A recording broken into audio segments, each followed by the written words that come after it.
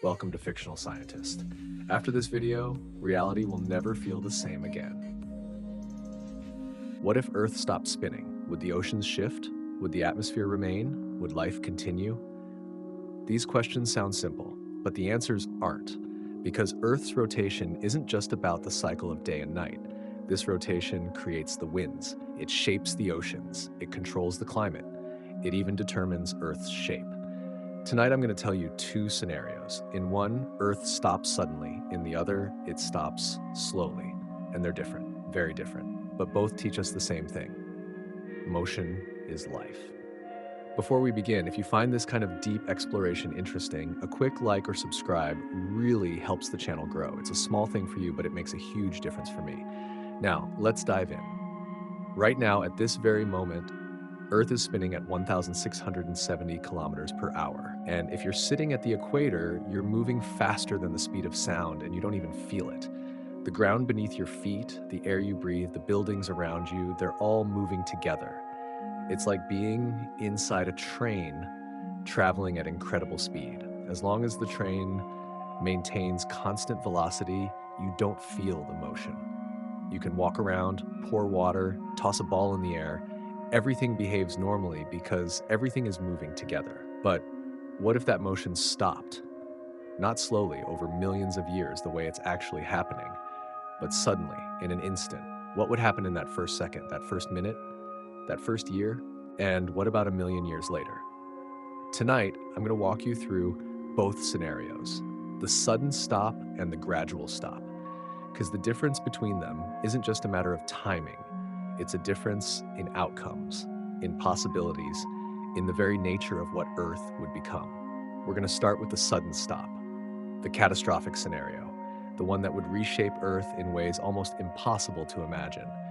And then we'll look at the slow stop, the one that's actually happening right now, just incredibly slowly, the one that gives life time to adapt, to evolve, to survive. By the end of this journey, you'll understand something fundamental about our planet. You'll understand that Earth isn't just a ball of rock floating in space. It's a dynamic system, a system in constant motion. And that motion isn't incidental, it's essential. Remove it, and everything changes. So let's begin. Let's stop Earth and see what happens. Before we stop Earth, we need to understand what it means that Earth is spinning in the first place. Earth completes one full rotation every 23 hours, 56 minutes, and 4 seconds. We round this to 24 hours for convenience, but the actual rotational period is slightly shorter. This period is called a sidereal day, the time it takes for Earth to rotate once relative to the distant stars. The speed of this rotation varies depending on where you are on the planet.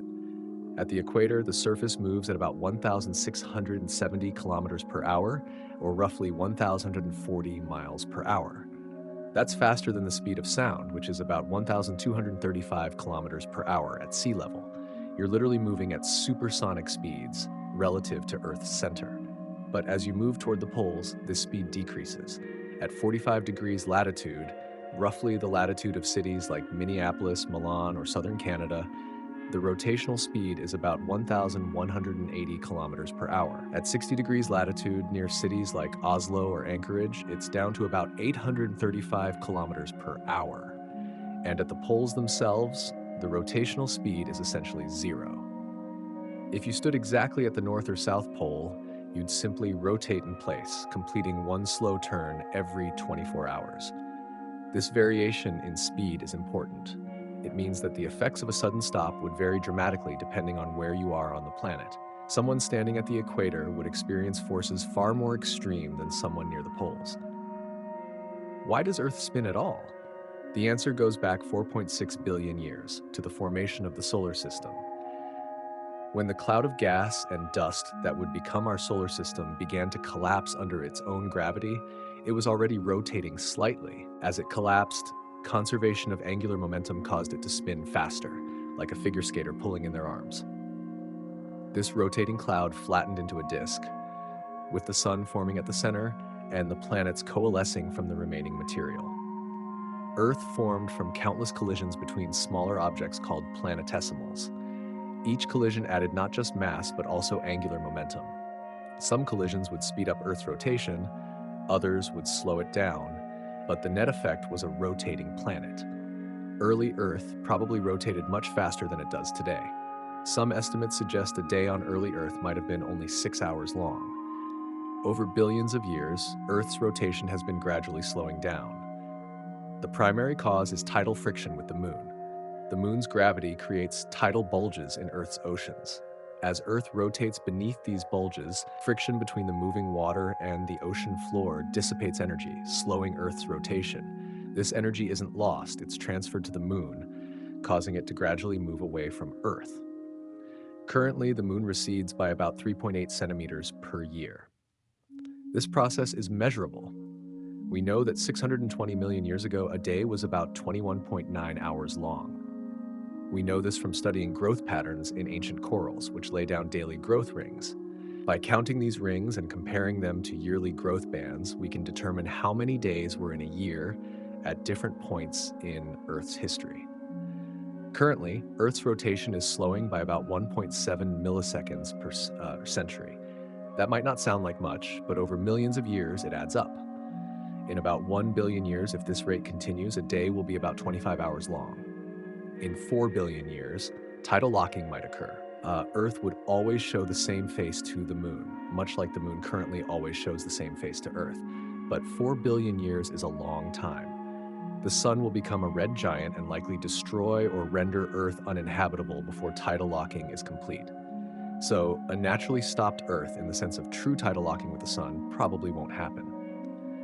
Now let's talk about what this rotation does. First, it creates the day-night cycle. As Earth spins, different parts face the sun. This creates a rhythm that life has adapted to over billions of years. The circadian rhythms in nearly all organisms, from bacteria to humans, are tuned to this 24-hour cycle. Second, it creates the Coriolis effect. This is the apparent deflection of moving objects when viewed from a rotating reference frame. On Earth, the Coriolis effect influences wind patterns, ocean currents, and even the trajectory of missiles. In the northern hemisphere, moving objects are deflected to the right. In the southern hemisphere, to the left. This effect is crucial for the formation of hurricanes, trade winds, and the jet stream. Third, it affects Earth's shape. A spinning planet experiences centrifugal force, which causes the equator to bulge outward. Earth isn't a perfect sphere, it's an oblate spheroid. The diameter at the equator is about 42 kilometers greater than the diameter from pole to pole. This might not sound like much for a planet 12,742 kilometers in diameter, but it's significant. If Earth stopped spinning, this bulge would slowly disappear as the planet relaxed into a more perfect sphere. Fourth, rotation is connected to Earth's magnetic field. The magnetic field is generated by the motion of molten iron in Earth's outer core, a process called the geodynamo. Earth's rotation doesn't directly create the magnetic field, but it does influence the patterns of convection in the outer core, which in turn affects the magnetic field's strength and orientation. A stopped or very slowly rotating planet might have a weaker magnetic field or none at all, which would have catastrophic consequences for the atmosphere. So Earth's rotation isn't just a trivial fact. It's fundamental to how our planet works, how our climate functions, and how life has evolved. Now that we understand what rotation means, let's see what happens when it stops. Imagine it's a normal day. You're going about your business. The sun is in the sky, or maybe it's nighttime where you are. Everything seems ordinary.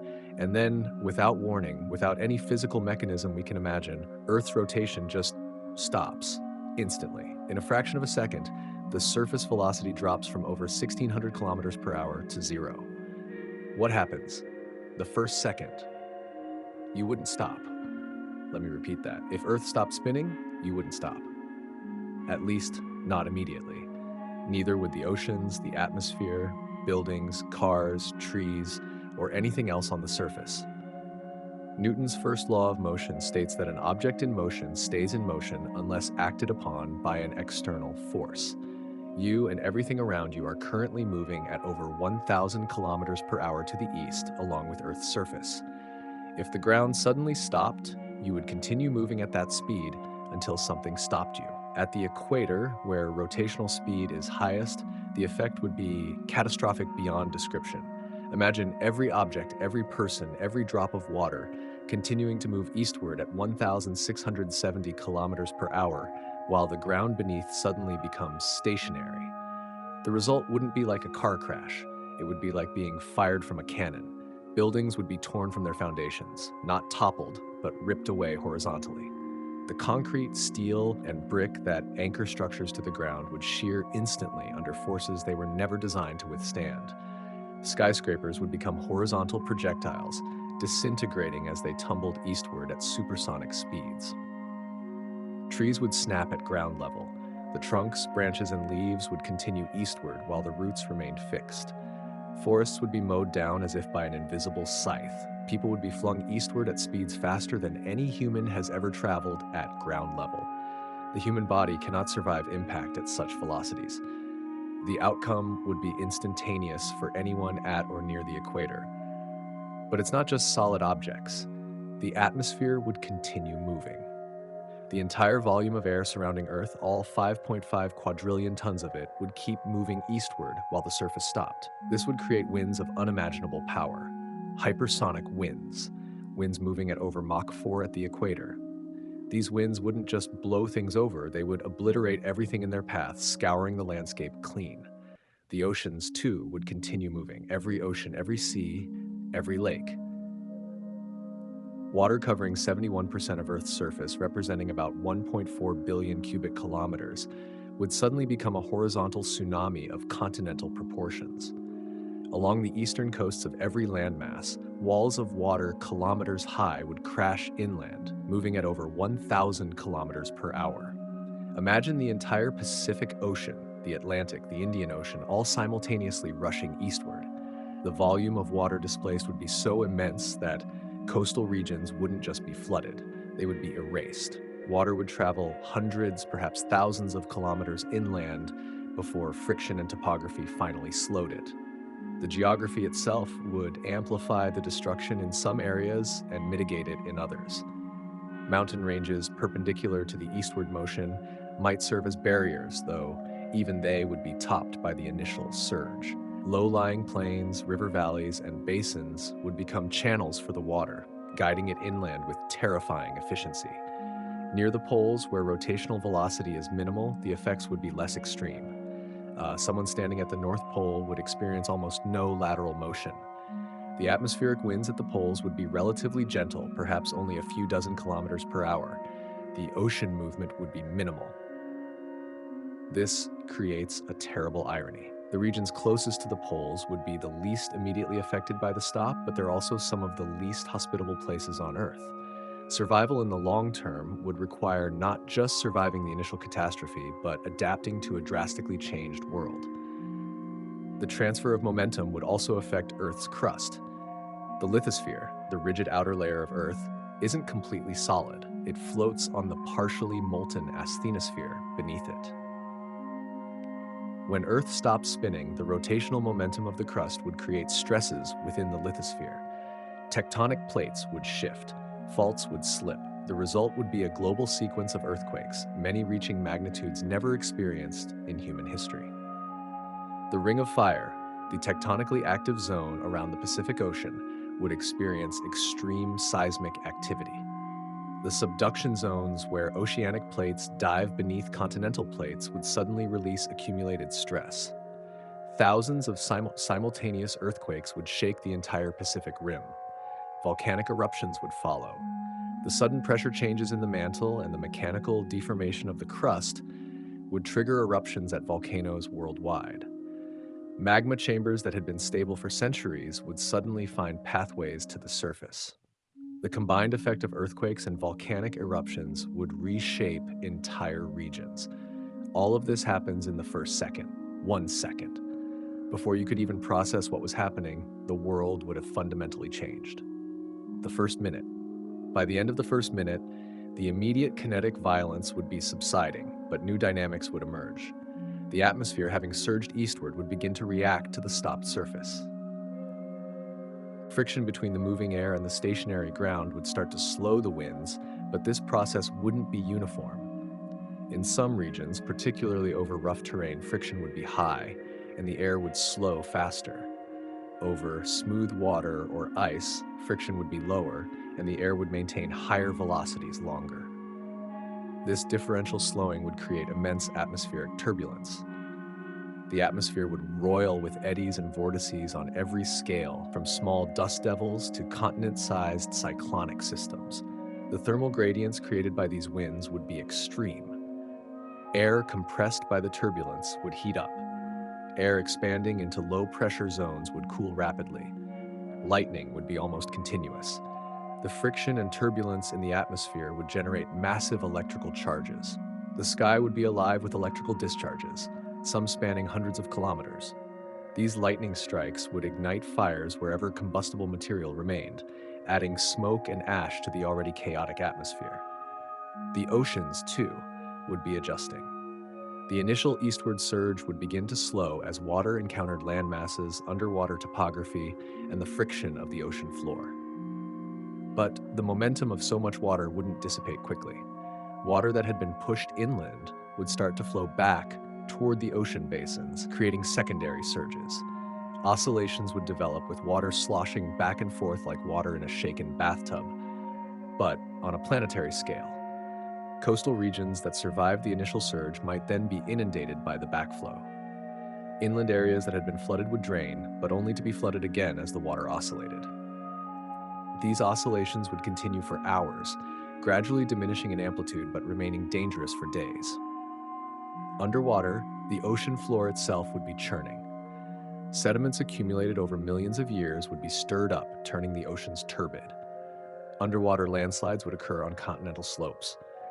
Methane hydrates, frozen deposits of methane trapped in seafloor sediments, might be destabilized by the pressure changes and warming, releasing methane into the water and eventually the atmosphere. The thermal balance of the planet would already be shifting. The side of Earth facing the sun would continue to receive solar radiation, heating up. The side facing away would begin to cool. Without the rotation to distribute this heat, the day side would start to overheat while the night side began to freeze. But in this first minute, these temperature changes would still be subtle. The real thermal extremes would develop over hours and days. By the end of the first minute, survivors, if any, would be scattered and disoriented. Anyone who managed to survive the initial catastrophe would be dealing with a landscape utterly transformed. Buildings reduced to rubble, forests gone, coastlines erased. The familiar geography of the world would be unrecognizable. Communication would be impossible. Power grids would be destroyed. Cell towers toppled.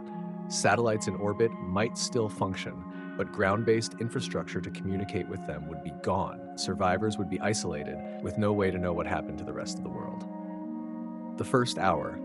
An hour after the stop, Earth would have entered a new equilibrium, though calling it equilibrium is almost misleading. The planet would be in chaos, but the immediate kinetic violence would have largely subsided. What would emerge in its place would be a world governed by new rules, new atmospheric patterns, new ocean currents.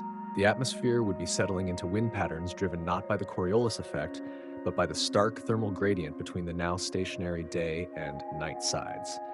The day side, continuing to receive sunlight, would heat up. Air on the day side would warm and rise. The night side, no longer receiving sunlight and beginning to cool, would see air descend. This would create a global convection cell. Rising air on the day side, high altitude flow toward the night side, descending air on the night side, and low altitude flow back toward the day side. But Earth's topography and the remaining momentum of the atmosphere would complicate this pattern. Mountain ranges would channel winds. Ocean currents would interact with atmospheric circulation. The result would be a complex, semi-chaotic pattern of winds, but the general trend would be clear. Air flowing from the day side to the night side at high altitudes and from the night side to the day side at the surface. These winds would be strong, not as extreme as the initial hypersonic winds of the first second, but still powerful. Sustained winds of 100 to 200 kilometers per hour or more in some regions. These winds would persist indefinitely because the thermal gradient driving them would be permanent on a non-rotating Earth. The oceans would still be oscillating, but the amplitude would be decreasing. Water would be redistributing itself across the planet, flowing from the equatorial bulge toward the poles. Remember, Earth's rotation creates a centrifugal force that causes the equator to bulge. With rotation stopped, this force vanishes. Gravity alone would reshape Earth into a more perfect sphere, but this reshaping wouldn't happen instantly. It would take years, centuries even, for the lithosphere to fully relax. But the water would respond faster. Water is fluid and would immediately begin to flow toward the poles, where the gravitational pull is stronger on a non-rotating planet. This would have profound implications. Equatorial regions, currently home to much of the world's population, would see sea levels drop. Land currently underwater would be exposed. But polar regions would see sea levels rise dramatically. Estimates suggest that sea levels at the poles could rise by as much as 8 kilometers, drowning everything within thousands of kilometers of the poles. But this redistribution would take time. In the first hour, the process would just be beginning. Water would start to flow poleward, but the full effects wouldn't be apparent yet. The day side of Earth would continue to heat. At the equator, where the sun is directly overhead, temperatures would be rising rapidly. Deserts without vegetation or water to moderate temperatures would heat up fastest. Surface temperatures in some desert regions could reach 60, 70, even 80 degrees Celsius or more within a few hours. Sand and rock are excellent absorbers of solar radiation, but the atmosphere above these hotspots would also heat up. Hot air rises, creating low-pressure zones that would draw in cooler air from surrounding regions. This would create powerful localized wind patterns, adding to the already chaotic atmospheric conditions. On the night side, temperatures would be dropping. Without sunlight and with the ability to radiate heat into space, the surface would cool rapidly. In polar regions or high deserts, temperatures could drop below freezing within hours. The rate of cooling would depend on local conditions, humidity, cloud cover, altitude, but the trend would be clear. The night side would become progressively colder, but the real cold wouldn't set in for days or weeks. The oceans and atmosphere hold vast amounts of heat, and this heat would continue to radiate and circulate. The night side wouldn't instantly freeze, but the process would have begun. At this point, 1 hour after the stop, Earth would have two very different hemispheres emerging. The day side, hot, getting hotter, with air rising and creating low pressure. The night side, cooling, with air descending and creating high pressure. And between them, at the terminator line, the boundary between day and night, a region of twilight where the sun sits perpetually on the horizon. This terminator zone would become the most important region on Earth. It would be the only place where temperatures remained moderate. Neither too hot nor too cold. It would be a narrow band, perhaps only a few hundred kilometers wide, circling the entire planet from north to south. And as the days and weeks passed, it would become the only place where life could reasonably survive. The first day, 24 hours after the stop, though day has a different meaning now, Earth would be settling into its new reality. The violent adjustments of the first hour would be complete. What would remain would be a planet divided into 3 zones: the eternal day, the eternal night, and the twilight band between them. On the day side, the sun would be fixed in the sky. Depending on where you were, it might be directly overhead or lower toward the horizon, but it wouldn't move. Sunrise and sunset, phenomena that have marked the rhythm of life on Earth for billions of years, would no longer occur. The sun would simply hang there, a constant, unchanging presence. Temperatures on the day side would be extreme. In the tropics, where the sun is highest, surface temperatures could reach 100 degrees Celsius or more in some locations. This is hotter than the boiling point of water at sea level. Any standing water would evaporate rapidly. Rivers would dry up. Lakes would boil away. The moisture would enter the atmosphere, creating thick clouds that might provide some shade and cooling, but only locally. The atmosphere itself would be losing water. At these extreme temperatures, water vapor in the upper atmosphere would be broken down by ultraviolet radiation from the sun. The hydrogen would escape into space, and the oxygen would react with surface rocks or be lost as well. Over months and years, the day side would become progressively drier. But not all of the day side would be equally hot. Coastal areas where oceans still existed would be somewhat cooler. Water has a high heat capacity, meaning it absorbs a lot of energy without increasing in temperature dramatically. Oceanic regions would heat more slowly than land. but even the oceans would eventually warm. The surface layers would heat up, creating a warm layer that would inhibit mixing with cooler deep water. The result would be a stratified ocean with a hot surface layer and a cooler deep layer with little exchange between them. Life on the day side would be nearly impossible. Any plants would wither and die in the heat. Animals would have no shelter, no water, no food. Microorganisms might survive in some locations, deep soil, underground caves, anywhere shielded from the direct heat, but complex life would be extinguished. On the night side, the opposite conditions would prevail. Without sunlight, temperatures would plummet. In the first 24 hours, the drop wouldn't be catastrophic yet, but the trend would be clear. Temperatures in mid-latitude regions might drop to 0 degrees Celsius or below. Polar regions already cold would drop to -50 or -60 degrees Celsius. But the real cold would develop over weeks as the surface continued to radiate heat into space without any solar input to replace it. The atmosphere itself would begin to freeze. First, water vapor would condense and fall as snow or rain. Then, as temperatures continued to drop, carbon dioxide would begin to condense. On Mars, where surface temperatures regularly drop below -125 degrees Celsius, carbon dioxide freezes out of the atmosphere, forming dry ice at the poles. The same process would begin on Earth's night side. This would be a slow process, taking weeks or months, but it would be inexorable. The nightside atmosphere would thin as gases condensed and fell to the surface. Pressure would drop. The remaining gases would be primarily nitrogen and oxygen, but even these would eventually freeze if temperatures dropped low enough. The triple point of nitrogen is -210 degrees Celsius. The triple point of oxygen is 218 degrees Celsius. It would take a long time to reach these temperatures, but without sunlight, there's no lower limit to how cold the night side could get. Life on the night side would also be nearly impossible. The cold would kill most organisms. Plants would freeze. Animals would have no food, and most couldn't survive the temperatures. Some organisms, extremophiles, bacteria, perhaps some insects or microorganisms, might survive in geothermal areas or deep underground, but the surface would be inhospitable. Between these two extremes lies the terminator zone. This is the narrow band where the sun sits on the horizon. Perpetual twilight. Here, temperatures would be moderate. The sun provides some warmth, but it's not overhead, so the heat isn't extreme. Estimates suggest temperatures in the terminator zone could remain between -20 and +40 degrees Celsius, depending on local conditions, altitude, and proximity to water.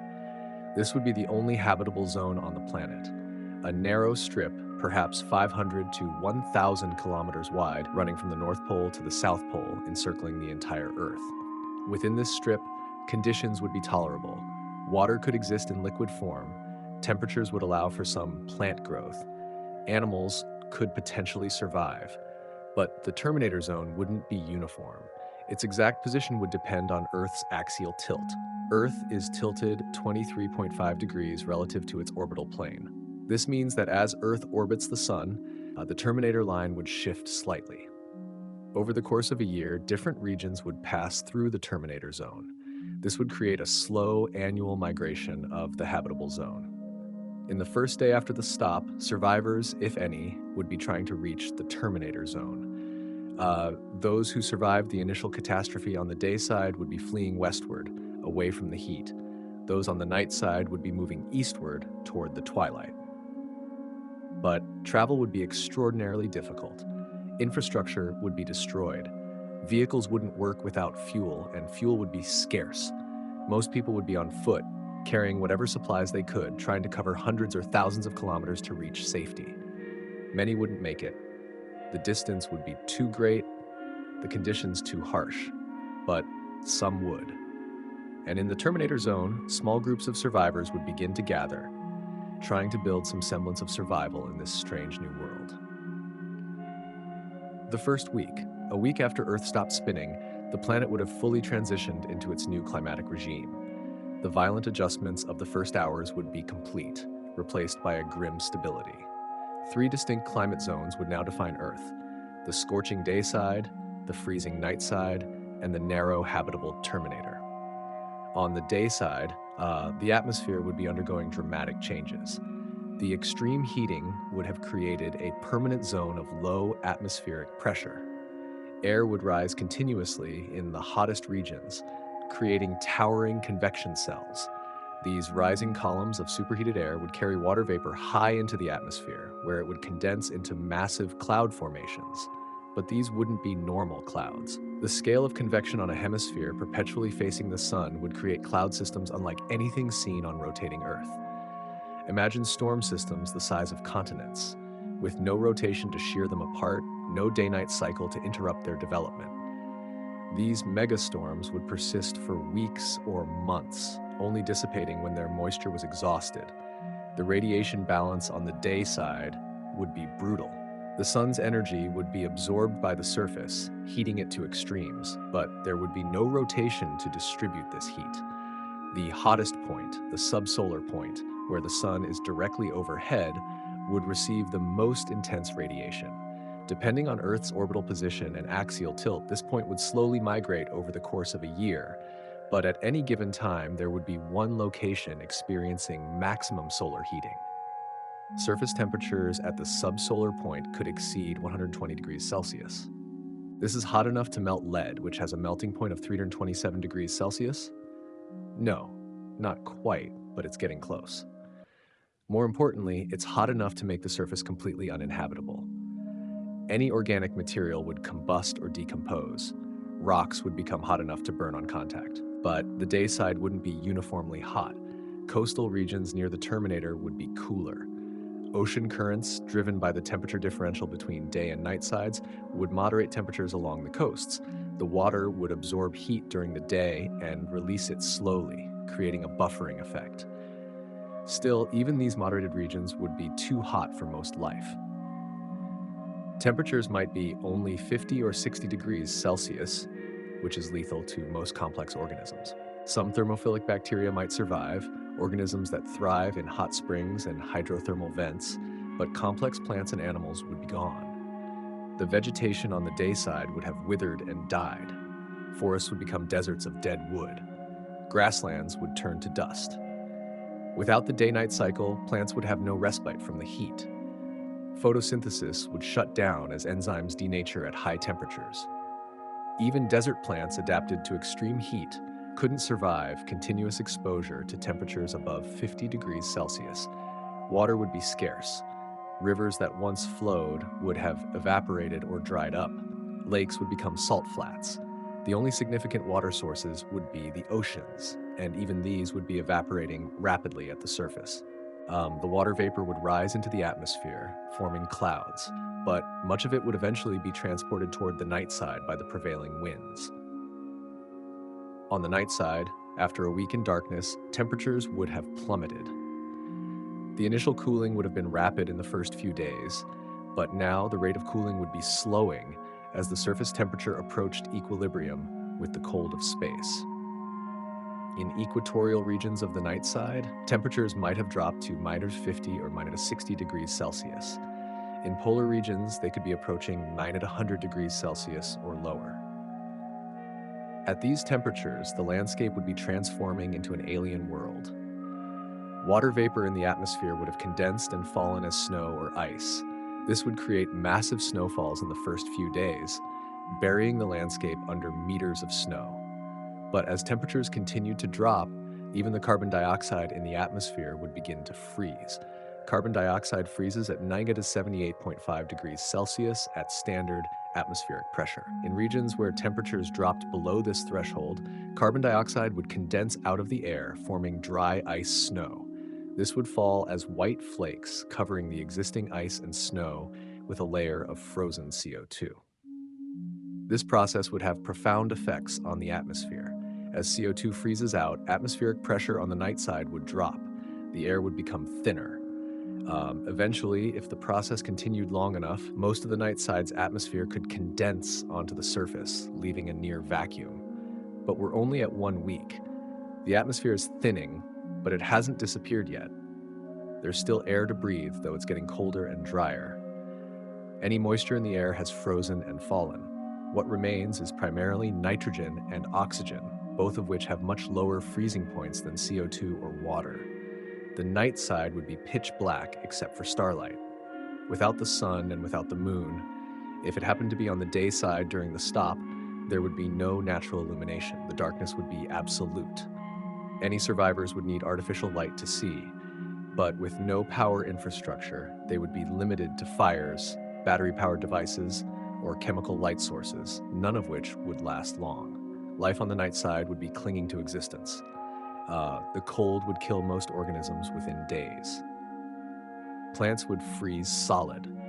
Animals would succumb to hypothermia unless they found warmth.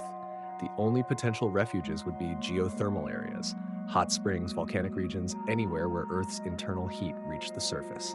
But these would be rare oases in a frozen wasteland. Deep underground, conditions would be more stable. Earth's interior retains heat from its formation and from radioactive decay.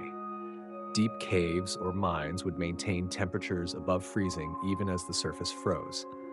Microorganisms living in these environments would be unaffected by the surface conditions. They would continue their metabolic processes, unaware that the world above had changed forever. The Terminator Zone, meanwhile, would be stabilizing into its role as Earth's only habitable region. After a week, the conditions here would be harsh, but survivable. Temperatures would range from near freezing on the night side edge to warm on the day side edge, with a sweet spot in between where temperatures were moderate. The width of the truly habitable zone, where temperatures allowed for liquid water and comfortable conditions, would be relatively narrow, perhaps only 200 to 300 kilometers. But conditions would vary with latitude, altitude, and proximity to water. Coastal Terminator regions would have more moderate temperatures than inland areas. Equatorial Terminator regions would be warmer than polar Terminator regions. The wind in the Terminator zone would be constant and strong. Air from the cold night side would flow toward the hot day side, creating a perpetual east to west wind at the surface. This wind would carry moisture from the night side, where water was freezing out of the atmosphere, toward the day side, where it would evaporate. The result would be a hydrological cycle unlike anything on rotating Earth. In the Terminator zone, clouds would be common. The meeting of cold air from the night side and warm air from the day side would create a permanent front, similar to Earth's intertropical convergence zone, but much more intense and geographically fixed.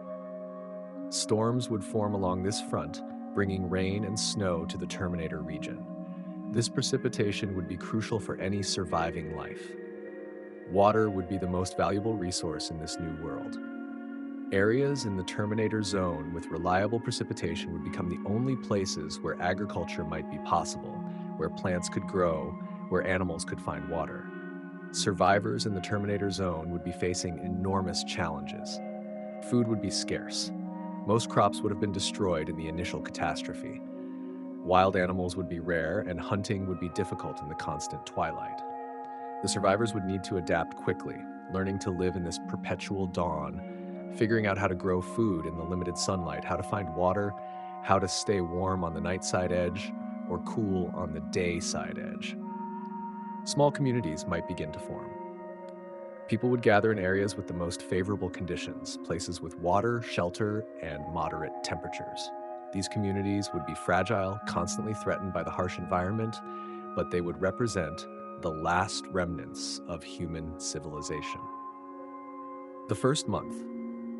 A month after the stop, roughly 30 Earth orbits around the Sun. Though the day-night cycle as we know it no longer exists, the planet would have reached a new equilibrium. The initial chaos would have settled into a stable, if alien, pattern. The day side would be a scorched wasteland. Surface temperatures in the hottest regions would have stabilized at their maximum values, likely exceeding 100 degrees Celsius consistently. The landscape would be dominated by bare rock and sand, with no vegetation and no surface water except in the oceans. The oceans on the day side would be strange and hostile environments. The surface layer would be hot, approaching 50 or 60 degrees Celsius in some areas. This would create a strong thermal stratification. Hot water is less dense than cold water, so the hot surface layer would float on top of the cooler deep water, with little mixing between the layers. This stratification would have biological consequences. Normally, Ocean currents driven by wind and Earth's rotation mix the water column, bringing nutrients from the deep ocean to the surface where photosynthetic organisms can use them. But without rotation and with strong stratification, this mixing would be greatly reduced. Phytoplankton near the surface would quickly exhaust the available nutrients. Without replenishment from below, productivity would crash. The surface ocean on the day side would become a marine desert, clear and blue, but nearly devoid of life. However, the deep ocean would be a different story. Below the thermocline, the boundary between the hot surface layer and the cooler deep water, conditions would remain relatively stable. Deep-sea organisms, adapted to life in cold darkness, would be largely unaffected by the surface changes. Hydrothermal vent communities, which derive their energy from chemical reactions rather than sunlight, would continue thriving. On land, the day side would be experiencing atmospheric phenomena never seen on rotating Earth. With continuous heating and no Coriolis effect to organize atmospheric circulation, the convection patterns would be simpler but more intense. Air would rise at the subsolar point, flow outward at high altitude toward the terminator, descend at the terminator, and flow back toward the subsolar point at the surface. This would create a single, planet-wide Hadley cell for each hemisphere, far larger than any circulation pattern on rotating Earth. The winds generated by this circulation would be strong and consistent. Near the surface, winds would flow from the terminator toward the subsolar point. At high altitudes, winds would flow in the opposite direction. But local variations would complicate this simple pattern. Mountain ranges, coastlines, and remaining water bodies would create local wind patterns and microclimates. The result would be a complex atmospheric system, but one fundamentally different from the rotating Earth's weather. On the night side, after a month, the freezing process would be well advanced. Temperatures would have dropped below -100 degrees Celsius in many regions. The carbon dioxide in the atmosphere would be steadily freezing out, forming thick layers of dry ice on the surface. This dry ice would cover the regular water ice that fell earlier.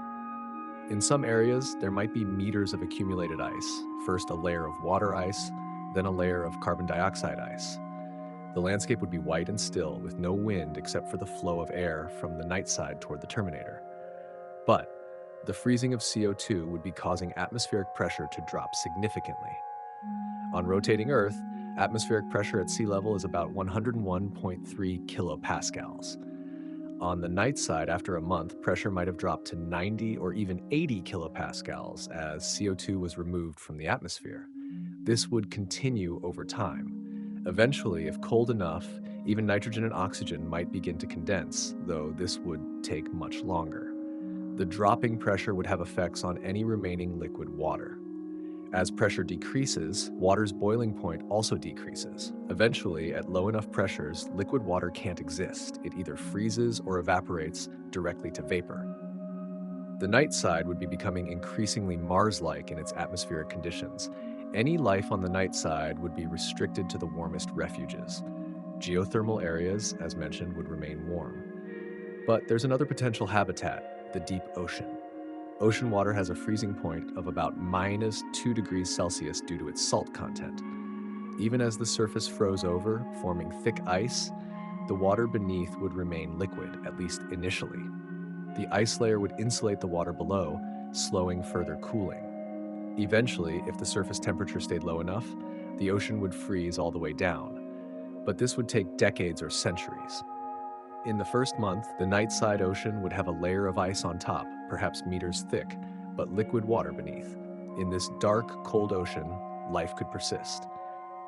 Deep-sea fish, adapted to life without sunlight, could continue living. Bioluminescent organisms would light up the depths.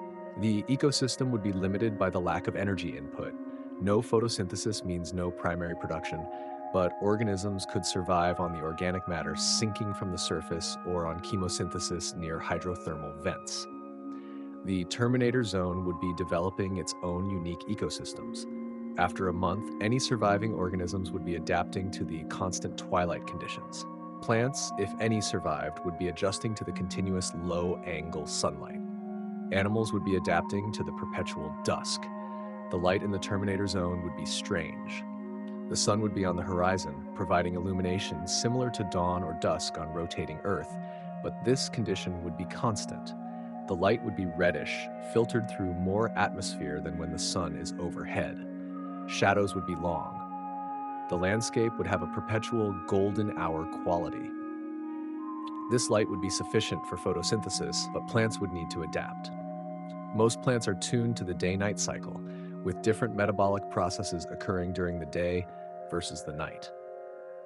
On a non-rotating Earth, these circadian rhythms would become irrelevant.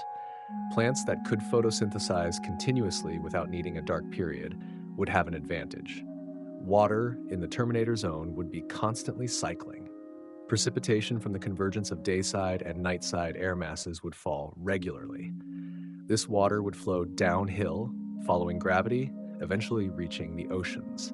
Rivers in the terminator zone would flow perpendicular to the terminator line, some toward the dayside, some toward the nightside. Rivers flowing toward the dayside would eventually evaporate as they reached hotter regions. Rivers flowing toward the nightside would eventually freeze. But in the terminator zone itself, liquid water would be abundant, making it the only region where the hydrological cycle continued in anything resembling its normal form.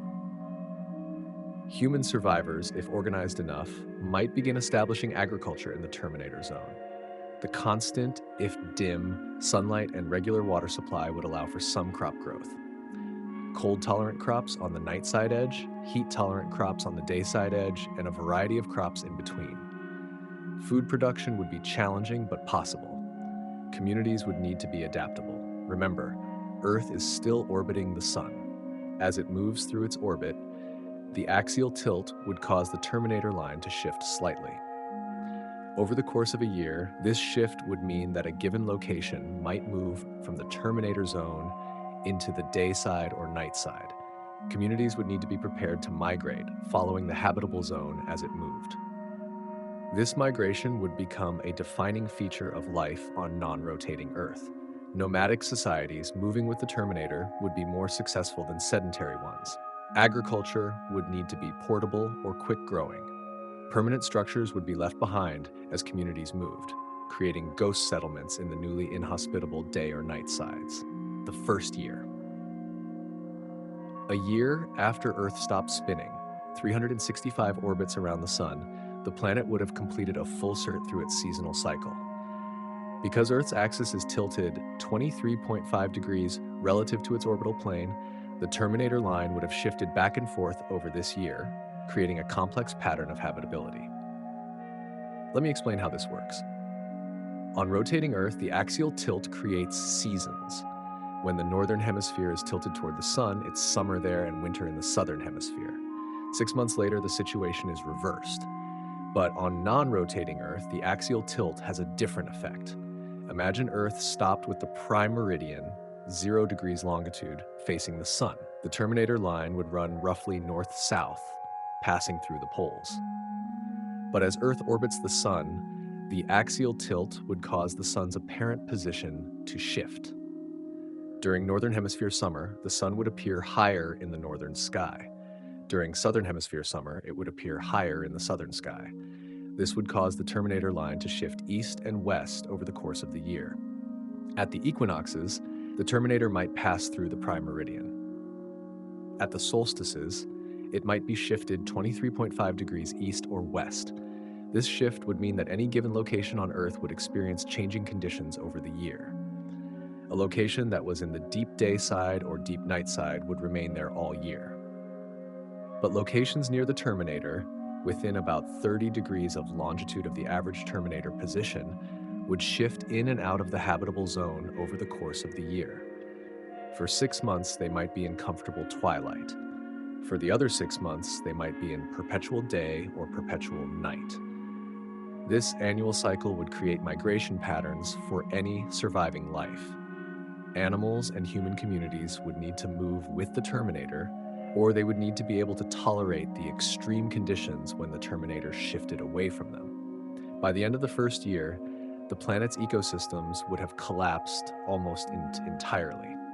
The estimates vary, but it's likely that 99.9% or more of species would have gone extinct.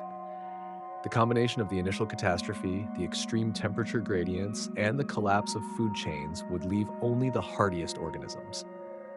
Survivors would include deep sea organisms living near hydrothermal vents, microorganisms in deep soil or rock insulated from surface conditions, extremophiles adapted to heat or cold, any organisms that happen to be in the Terminator zone and could adapt to the constant twilight humans, potentially if they managed to organize survival communities so the oceans would have been dramatically reorganized.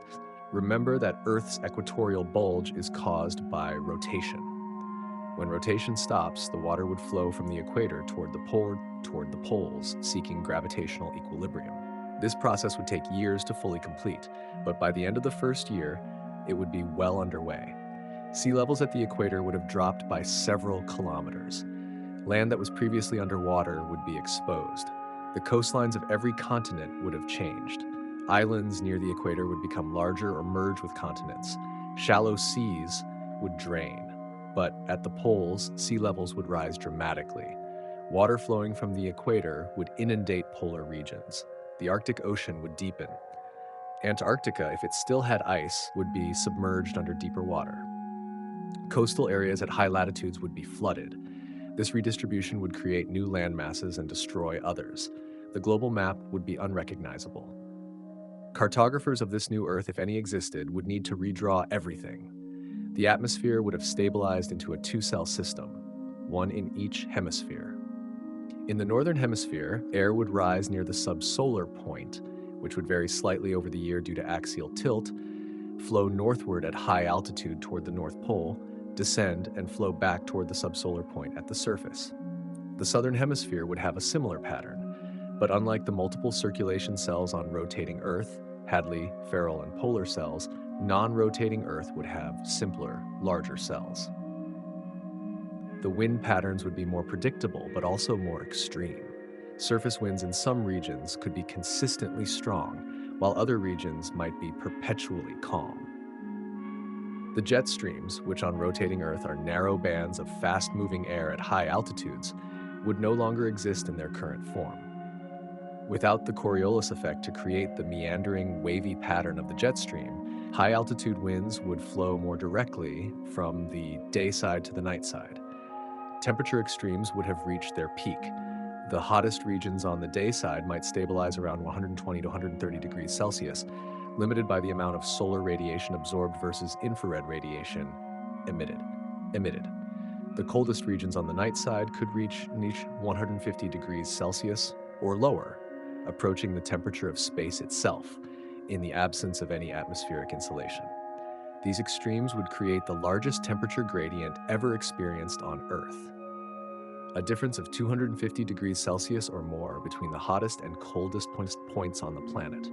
This gradient would drive powerful winds, constant storms along the Terminator, and a hyperactive water cycle in the habitable zone. Any human survivors would be living in small, isolated communities.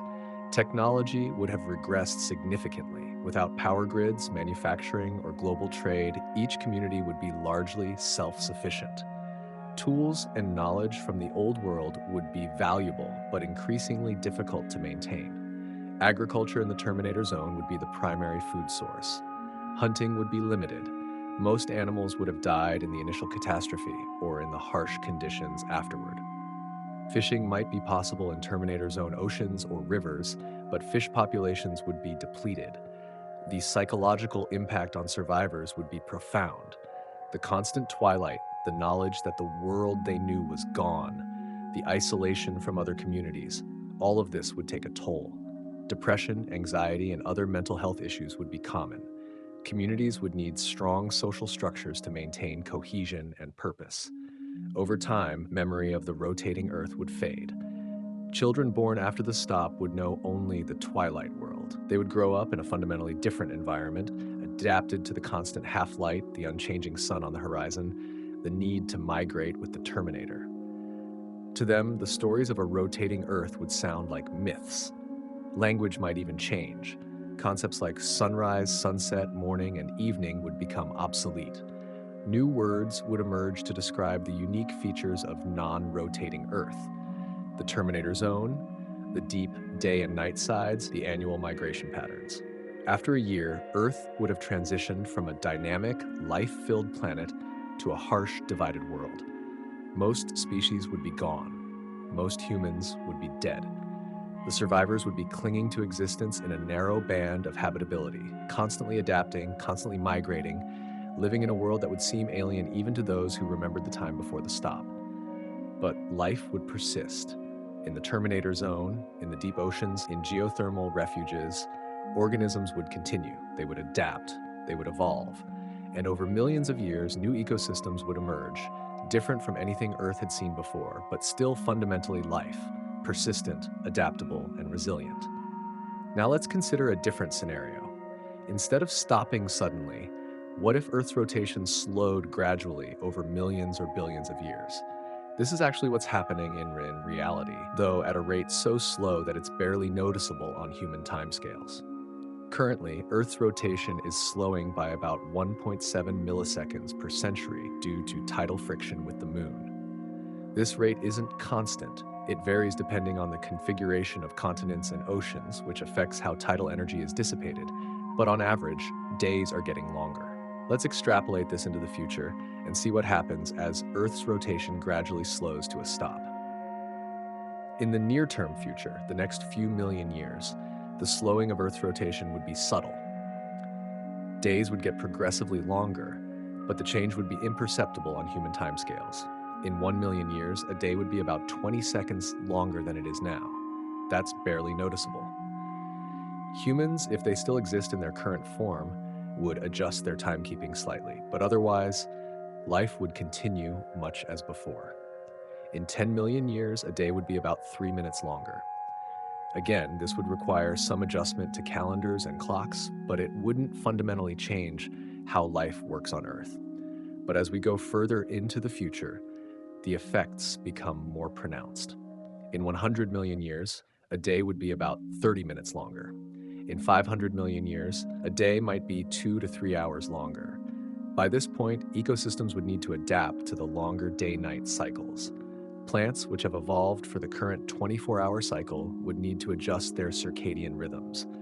Organisms with strong day-night behavioral patterns, those that are strictly diurnal or nocturnal, would face longer periods of activity or rest. Some species might adapt by becoming more flexible in their activity patterns. Others might split into different ecological niches, with some active during the long days and others during the long nights. But life is adaptable. Over hundreds of millions of years, evolution would have plenty of time to adjust. New species would emerge, optimized for the longer days and nights. Old species would either adapt or go extinct, replaced by better-suited organisms. The climate would also change, but gradually. Longer days would mean more time for the day side to heat up. Longer nights would mean more time for the night side to cool down. Temperature extremes between day and night would increase. Regions near the equator, which currently have fairly stable year-round temperatures, might start experiencing wider daily temperature swings. But remember, Earth would still be rotating, just more slowly. The Coriolis effect would still exist, though it would be weaker. Weather patterns would change subtly. Hurricanes might become less intense as the Coriolis force weakened, or they might become more intense as the longer day-night cycle allowed storms more time to develop. It's hard to predict exactly how climate would shift, but the changes would be gradual enough for ecosystems to adapt. As we project even further into the future, Earth's rotation continues to slow. Eventually, billions of years from now, Earth would approach tidal locking with the Moon. Tidal locking is a state where a celestial body's rotational period matches its orbital period around another body. The Moon is already tidally locked to Earth. That's why we always see the same face of the Moon. Over billions of years, Earth's rotation would slow until one side always faces the Moon.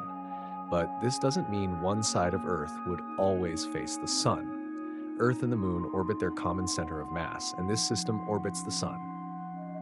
If Earth were tidally locked to the Moon, Earth would complete one rotation relative to the stars in the same time it takes the Moon to orbit Earth. Currently about 27.3 days. So a day-night cycle would still exist, but it would be 27.3 days long rather than 24 hours. The sun would rise slowly in the east, take 2 weeks to cross the sky, set in the west, and there would be 2 weeks of night before it rose again. But actually, the situation would be more complex. As Earth's rotation slows, the moon is simultaneously moving farther away. Currently, the moon recedes by about 3.8 centimeters per year. Over billions of years, this adds up. The moon's orbital period would also lengthen. Projecting this forward, when Earth finally reaches tidal locking with the moon would be much farther away than it is now, and both the day-night cycle and the moon's orbital period would be much longer, perhaps 40 to 50 days or even longer. Let's imagine Earth 4 billion years from now, fully tidally locked to the moon. What would life be like? First, the day-night cycle would be much longer. Let's say 47 days, 23.5 days of continuous sunlight, followed by 23.5 days of continuous darkness. This is sometimes called a lunar day, though that term is confusing because we're talking about Earth, not the moon. Organisms would need to adapt to these extended periods of light and darkness. Plants would need to photosynthesize continuously for 23.5 days, storing enough energy to survive the following 23.5 days of darkness. Or they might evolve dormancy strategies, going into a rest state during the night period. Animals would face similar challenges. Some might be active only during the long day, hibernating through the long night. Others might be active only during the long night, perhaps evolving enhanced night vision or relying on other senses. Still others might be active throughout both periods, adapting their behavior to the changing light conditions. The temperature swings between day and night would be extreme. During the long day, surface temperatures would rise significantly, especially near the equator. During the long night, they would drop just as dramatically. The difference could be 50 degrees Celsius or more in some regions. But oceans and large bodies of water would moderate these swings. Water has a high heat capacity, so it heats up and cools down slowly. Coastal regions would experience smaller temperature variations than inland areas. Marine organisms would face more stable conditions than terrestrial ones. The atmospheric circulation would be different. With a much slower rotation, the Coriolis effect would be very weak. This would change wind patterns and ocean currents. The jet streams that currently snake around the planet at mid-latitudes might not exist. Instead, atmospheric circulation might be more directly driven by the temperature contrast between the day side and the night side. But here's the key difference from the sudden stop scenario. Life would have had billions of years to adapt. Evolution would have shaped organisms to thrive in these conditions. We might see plants with massive energy storage systems, able to survive weeks without sunlight, animals with long hibernation cycles, synchronized to the day-night period, migrating species that follow the terminator line, staying in the twilight zone where conditions are most stable. Deep-sea organisms largely unaffected, as the deep ocean changes little. Extremophiles adapted to the hot dayside deserts or cold nightside glaciers. Humans, if we still exist in 4 billion years, would likely be unrecognizable. 4 billion years is almost as long as life has existed on Earth. In that time, humans would either have evolved into a completely different species, gone extinct, or, most likely, left Earth for other worlds. But let's imagine some far future descendants of humanity still live on Earth. They would have cultural adaptations to the long day-night cycle. Perhaps they would have day settlements and night settlements, with populations migrating between them as the light changed.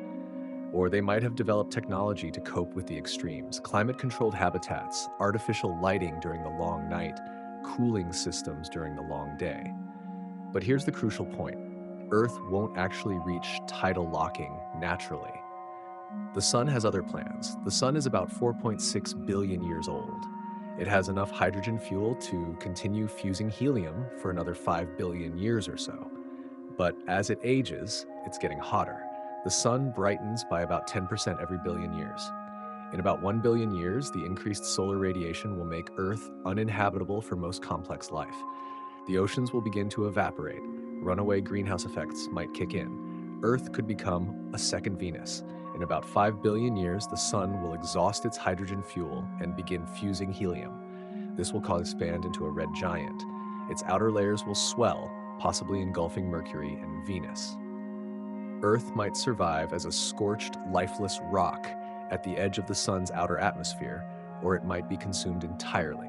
So Earth's rotation will continue to slow for the next billion years or so, but it will never reach true tidal locking because the sun will destroy Earth's habitability first. This means the slow stop scenario we're discussing is somewhat hypothetical. It won't actually play out to completion on Earth, but it's still worth exploring because it shows us what's possible, what life is capable of adapting to, and how different Earth could become over geological timescales. Let's focus on the next billion years, the time before the sun makes Earth uninhabitable. During this period, Earth's rotation will continue to slow noticeably. Days will lengthen from 24 hours to perhaps 25 or 26 hours over this time span. This slow change would be imperceptible on human timescales, but over millions of years it would be significant.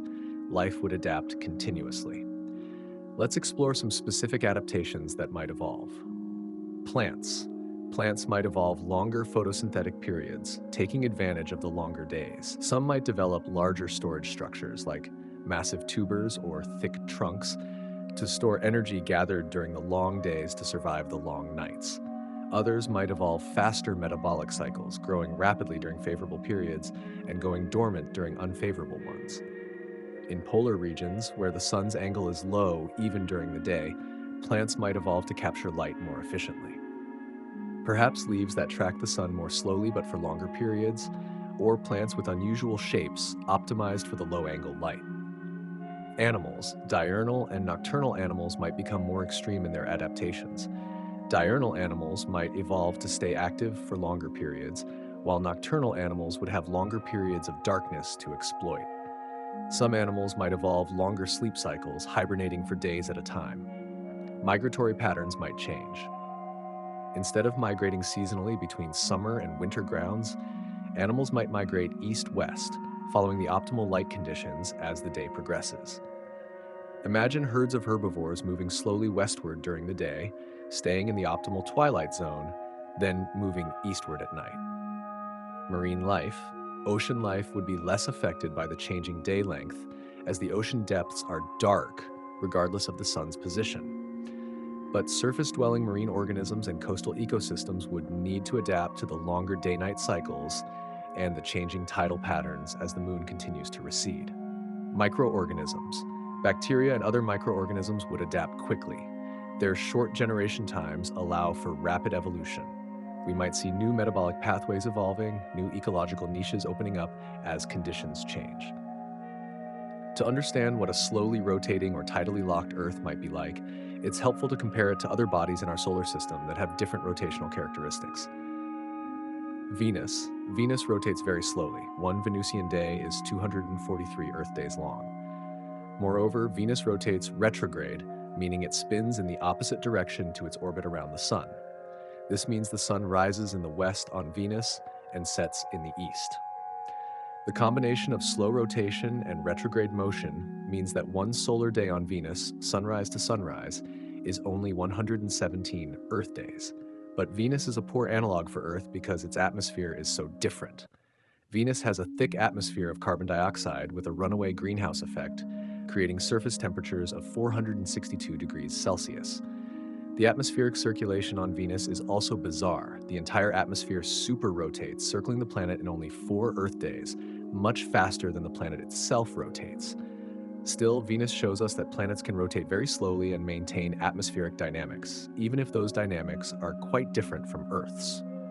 Mercury. Mercury has an unusual 3:2 spin-orbit resonance. It rotates 3 times for every 2 orbits around the sun. This means that if you stood on Mercury's surface, you would see the sun rise, move across the sky, stop, move backward, stop again, and then continue forward to set. This bizarre motion is a consequence of Mercury's eccentric orbit and its tidal interaction with the sun. A Mercurian solar day is 176 Earth days long, much longer than its 88-day year. Mercury shows us that tidal interactions can create strange rotational states that aren't simply locked or unlocked. The moon, Earth's moon, is tidally locked to Earth, as we've mentioned. One side always faces us. The moon's day-night cycle is about 29.5 Earth days, 2 weeks of sunlight, 2 weeks of darkness. Surface temperatures on the moon swing wildly because there's no atmosphere to retain heat.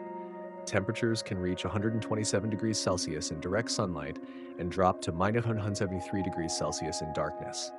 If Earth were tidally locked like the moon, we'd need our atmosphere and oceans to moderate these extremes. Mars. Mars rotates at almost the same rate as Earth. A Martian day is 24 hours and 37 minutes. But Mars has lost most of its atmosphere and has no magnetic field to protect against solar wind. Mars shows us that rotation alone isn't enough to maintain habitability. You also need a magnetic field and sufficient atmospheric pressure. If Earth's rotation slowed too much, and if this somehow affected the geodynamo that generates our magnetic field, we might lose that protection and experience atmospheric loss similar to Mars. Earth's magnetic field is crucial for maintaining our atmosphere and protecting life from harmful solar radiation. The field is generated by the motion of molten iron in Earth's outer core, a process called the geodynamo. Earth's rotation influences the geodynamo. The rotation causes the molten metal to flow in specific patterns, creating electric currents that generate the magnetic field.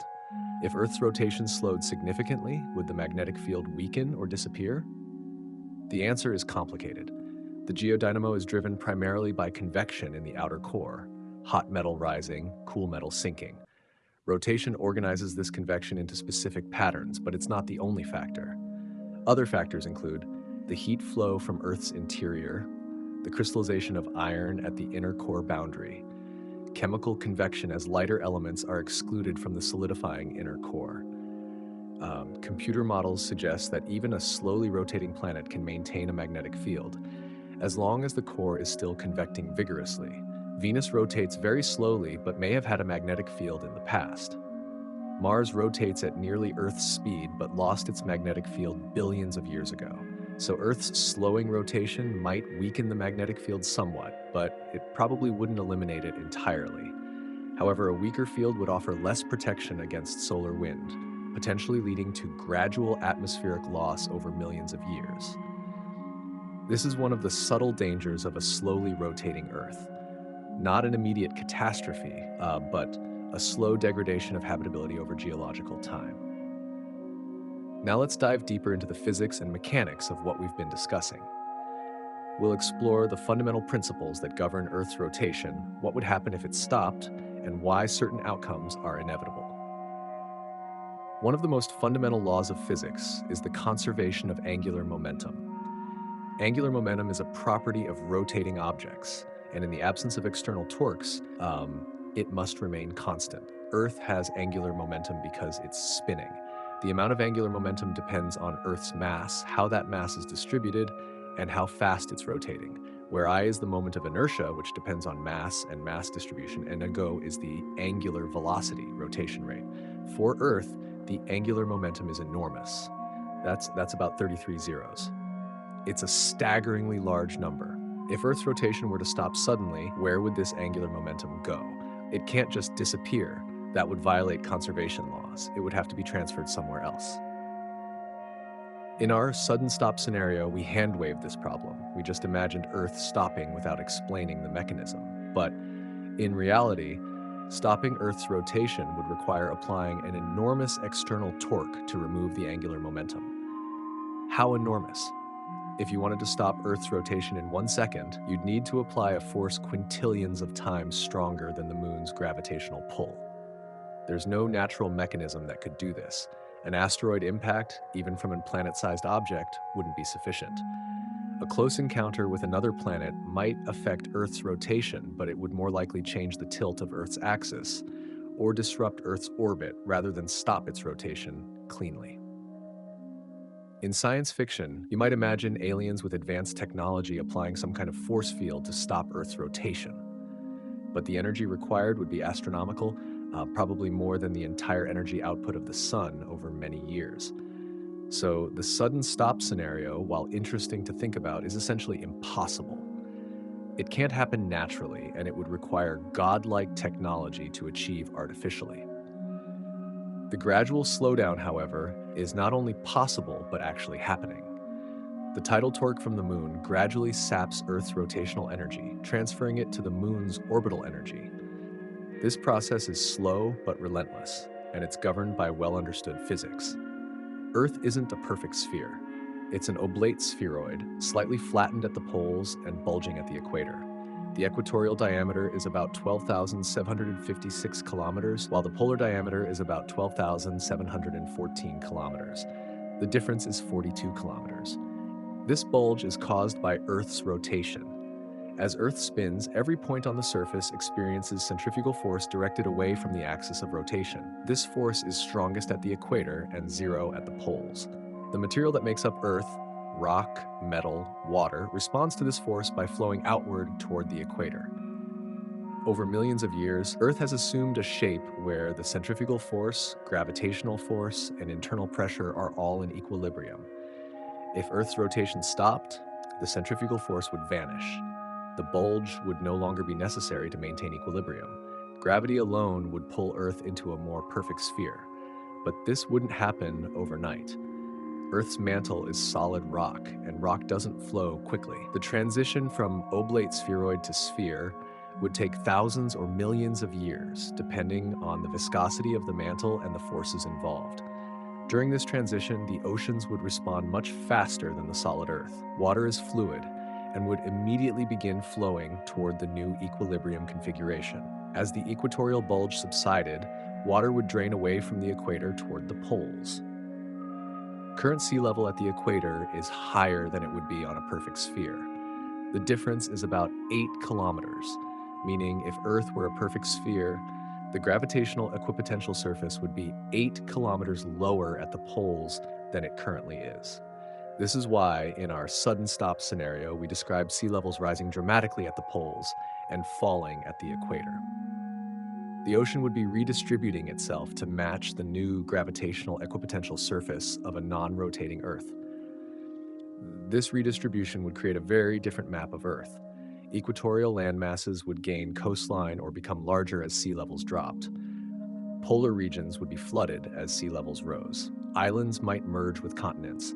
Shallow seas would drain. Eventually, after thousands of years, the solid Earth would also adjust. The equatorial bulge would subside as the mantle slowly flowed, and Earth would become more spherical. But the ocean would have already found its new equilibrium long before then. The Coriolis effect is one of the most important consequences of Earth's rotation for weather and climate. It's often misunderstood, so let's clarify what it is and why it matters. The Coriolis effect is not a force in the traditional sense. It's an apparent deflection of moving objects when viewed from a rotating reference frame. On Earth, objects moving over the surface appear to deflect to the right in the northern hemisphere and to the left in the southern hemisphere. This deflection is responsible for many familiar weather patterns, including the rotation of hurricanes and cyclones, the westerly trade winds in the tropics, the meandering path of the jet streams, and the clockwise circulation around high-pressure systems in the northern hemisphere. Without the Coriolis effect on a non-rotating Earth, these patterns would disappear. Let's explore what would replace them. On a non-rotating Earth, atmospheric circulation would be driven purely by temperature differences. Hot air rises, cool air sinks, and air flows from high pressure to low pressure without any deflection. The simplest model would be a single convection cell in each hemisphere. In the northern hemisphere, air would rise at the hottest point near the subsolar point, flow northward at high altitude, sink near the North Pole, and flow southward at the surface back to the starting point. The southern hemisphere would have a mirror image pattern. But Earth's actual topography complicates this. Mountain ranges create barriers to airflow. Oceans and continents have different heat capacities, creating local temperature variations. The result would be a complex pattern of winds, but without the organized structure that the Coriolis effect creates. Hurricanes, for example, couldn't form in the way they do on rotating Earth. Hurricanes require the Coriolis effect to start spinning. Without it, tropical storms might still form, areas of low pressure with strong winds, but they wouldn't develop the characteristic circular structure and eye wall.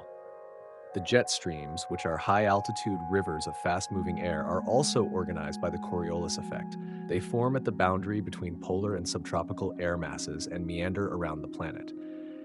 Without the Coriolis effect, these streams would be more direct, flowing straight from dayside to nightside without the complex meanders. This would have implications for weather prediction. On rotating Earth, weather systems move eastward, carried by the jet stream and planetary scale waves. On non-rotating Earth, weather would be more locally driven and potentially more predictable in some ways, but more chaotic in others. The wind speeds on non-rotating Earth might actually be higher than on rotating Earth in some locations.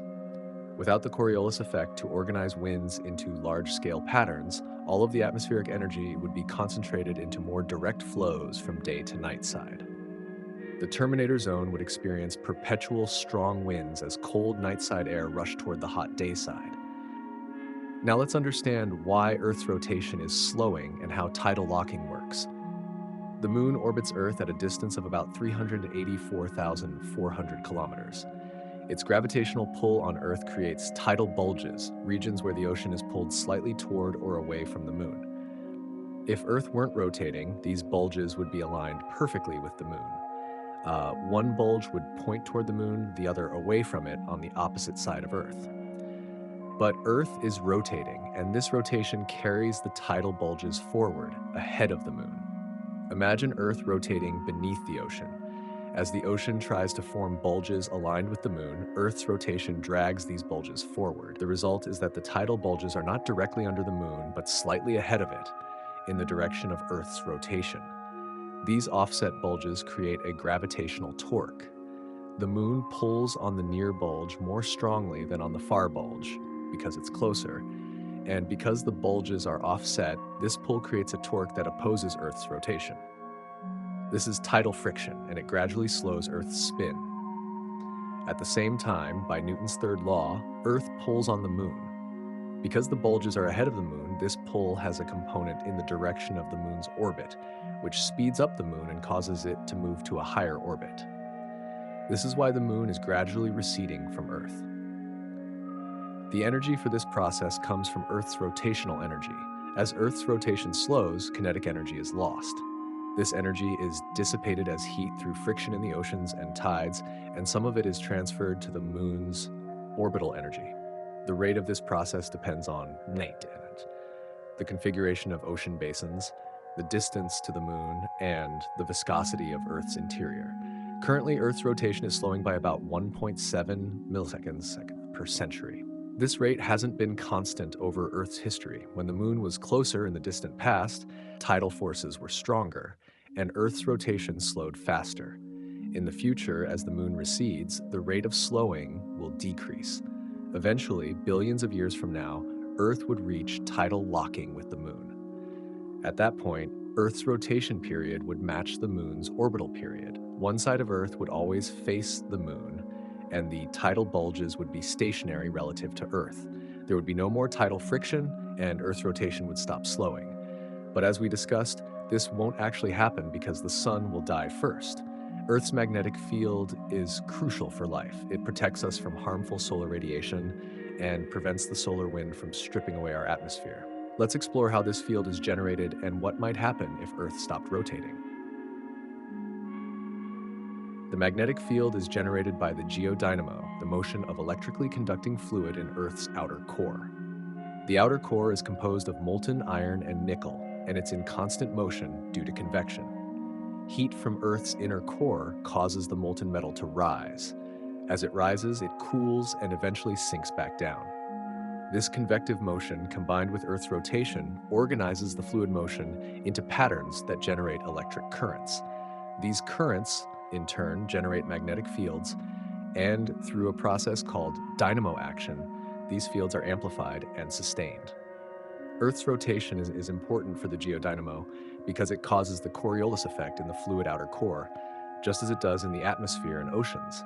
This effect organizes the convective flow into coherent patterns, often columnar structures aligned with Earth's rotation axis. If Earth's rotation slowed significantly, the Coriolis effect in the outer core would weaken.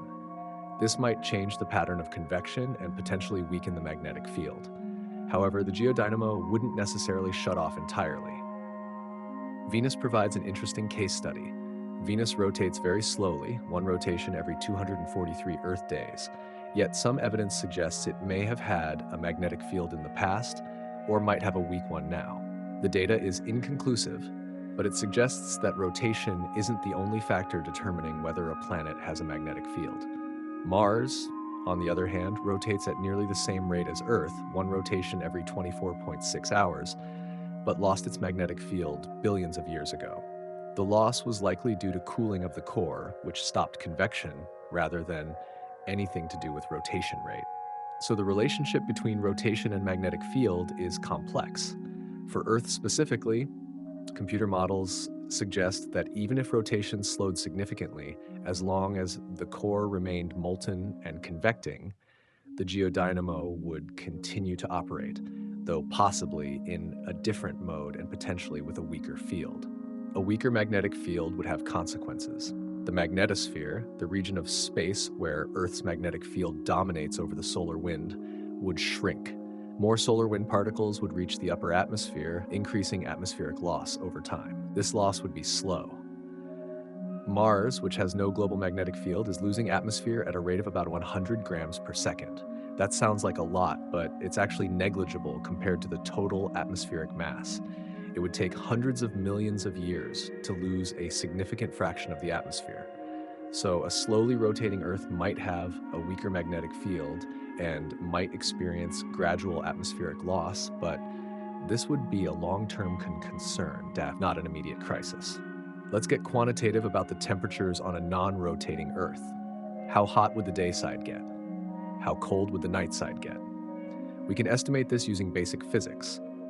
The amount of energy Earth receives from the sun is determined by the solar constant, the amount of solar radiation per unit area at Earth's distance from the sun. The solar constant is about 1,361 watts per square meter. On rotating Earth, this energy is distributed over the entire surface as the planet rotates. But on non-rotating Earth, one hemisphere receives continuous sunlight while the other receives none. For the day side, we can calculate the equilibrium temperature, the temperature where the energy absorbed from the sun equals the energy radiated back to space. The energy absorbed depends on Earth's albedo, reflectivity. Earth's current average albedo is about 0.3, meaning 30% of incoming solar radiation is reflected and 70% is absorbed. On a non-rotating day side, the albedo might be different, less vegetation, more bare rock, different cloud patterns, but let's use 0.3 as a baseline. The energy radiated depends on temperature via the Stefan-Boltzmann law. Where P is power radiated, SIGO is the Stefan-Boltzmann constant, A is surface area, and T is temperature in Kelvin. For a simple model, assuming no atmosphere, which is unrealistic but gives us a baseline, the day-side equilibrium temperature at the subsolar point, where the sun is directly overhead, would be about 121 degrees Celsius, 394 Kelvin. But Earth has an atmosphere, which complicates things. The atmosphere can transport heat, which would cool the hottest regions and warm the cooler regions. Greenhouse gases would trap some of the outgoing infrared radiation, warming the surface beyond the simple calculation above. Moreover, on the day side, continuous heating would drive strong convection. Hot air would rise, carrying heat high into the atmosphere where it could radiate to space more efficiently. Clouds would form, increasing the albedo and reflecting more sunlight. These processes would limit how hot the surface could get. Realistic climate models of a non-rotating Earth suggest day-side temperatures at the subsolar point might peak around 80 to 100 degrees Celsius, rather than the 121 degrees from the simple calculation. Still extremely hot, but somewhat moderated by atmospheric processes. For the night side, the calculation is different. With no solar input, the surface would cool by radiating infrared energy to space. The rate of cooling would depend on the temperature and the emissivity of the surface. Initially, the night side would cool rapidly, but as the temperature dropped, the rate of cooling would slow. Eventually, the night side would approach the temperature of space, which is about 2.7 Kelvin, the temperature of the cosmic microwave background. But again, the atmosphere complicates things. Greenhouse gases would trap some infrared radiation, slowing the cooling.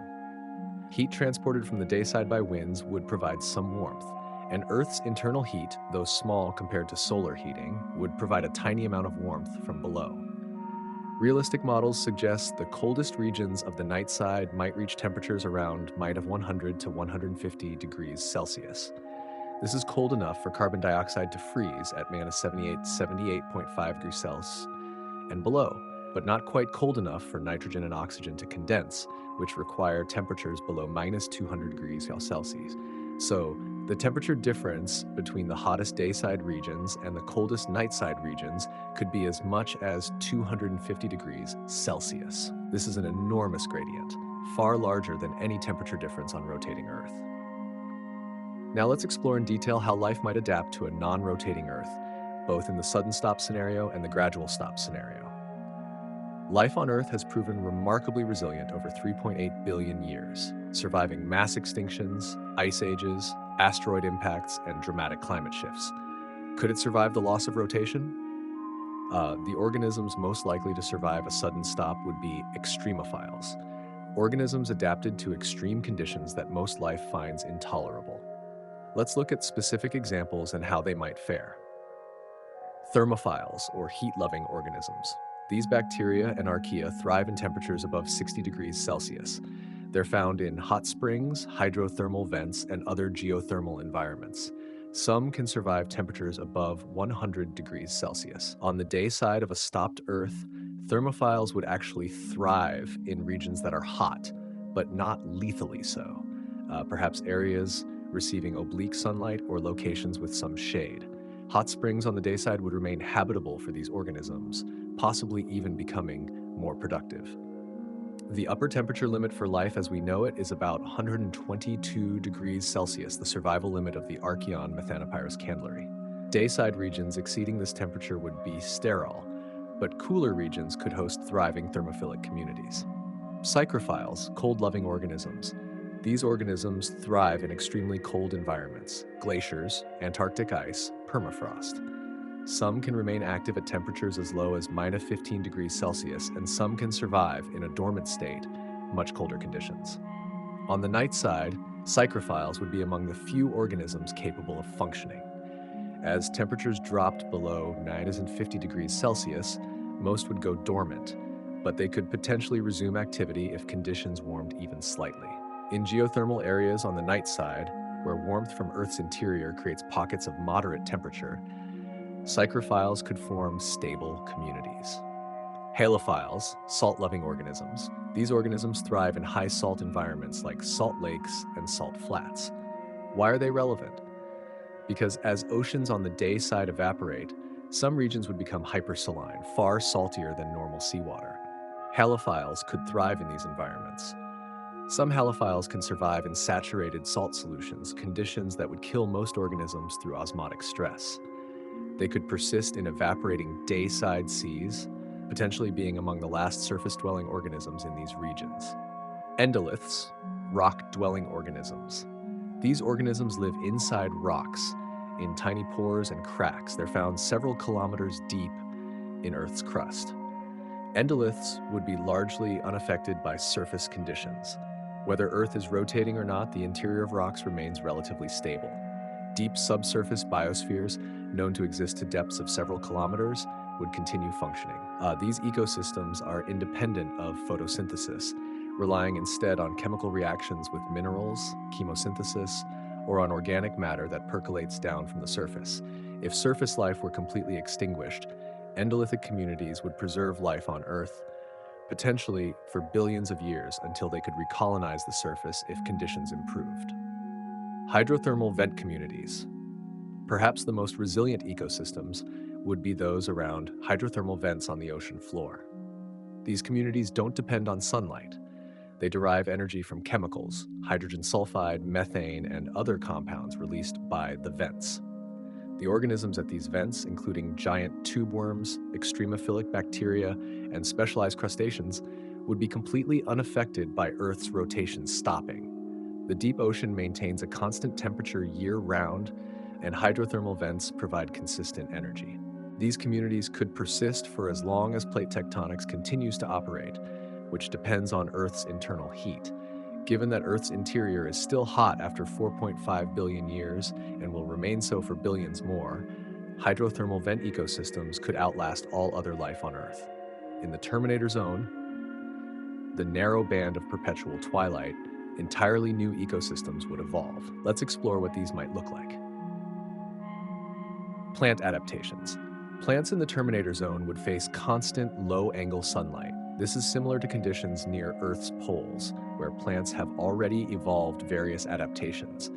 But terminator plants would need to function continuously without a dark period. Most plants rely on circadian rhythms, internal biological clocks that synchronize metabolism with the familiar cycle of day and night. In a terminator world where twilight is permanent and the sun never truly rises or sets, these rhythms would become maladaptive. Plants would need to abandon or radically modify them, evolving entirely new ways of coordinating growth, energy use, and repair. One of the most profound changes would involve photosynthesis itself. Instead of the familiar alternation between daytime photosynthesis and nighttime respiration, terminator plants would likely photosynthesize continuously, drawing on the ever-present but dim sunlight. Respiration would have to occur simultaneously, creating a metabolic balancing act that would demand major evolutionary innovation. Energy production and consumption would be tightly coupled at all times, rather than separated into distinct phases. The geometry of plant growth would also change. With the sun permanently low on the horizon, vertical growth would offer little advantage. Plants might instead evolve a horizontal orientation, with trunks or stems growing parallel to the ground and leaves and branches extending sideways toward the light. Entire forests could appear to be growing on their sides, shaped by the direction of the sun rather than by gravity alone. To maximize energy intake, some species might develop slow but continuous solar tracking mechanisms. Rather than tracking the sun across the sky each day, these plants would adjust their orientation over months, following the sun's gradual seasonal shift caused by Earth's axial tilt and orbital motion.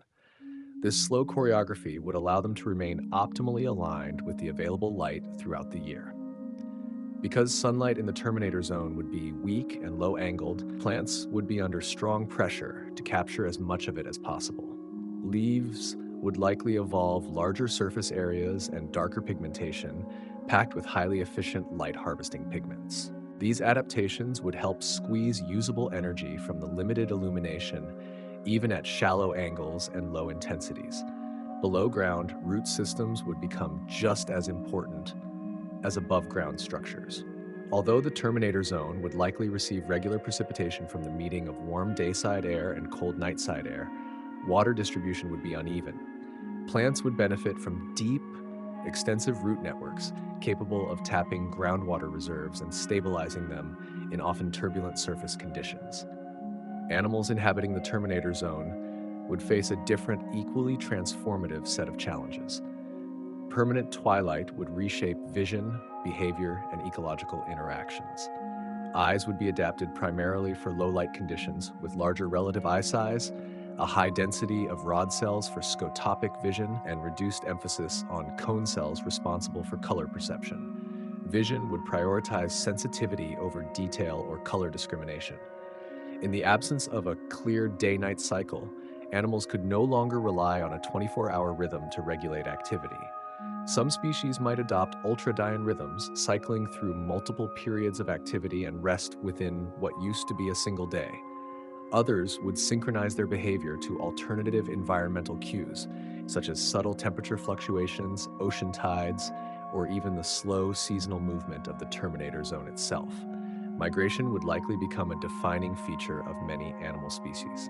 Because the most habitable conditions would shift slightly east or west over the course of the year, animals might evolve large-scale longitudinal migration patterns, moving continuously to remain within the narrow band of optimal temperature and light.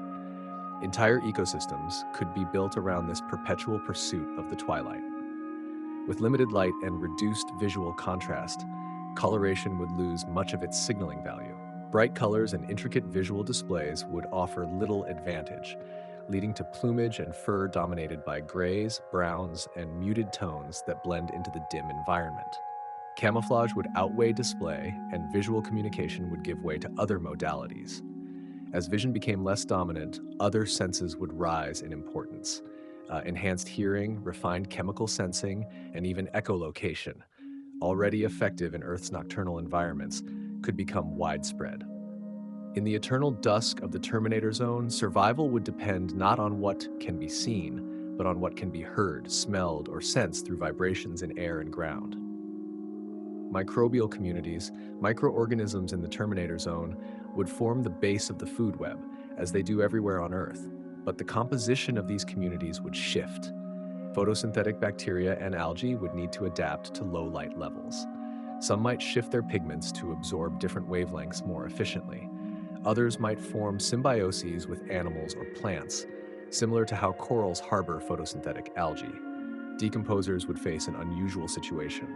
With continuous, if slow, plant growth and no clear seasonal die-off, the flow of organic matter into the soil would be more constant, but potentially slower than on rotating Earth.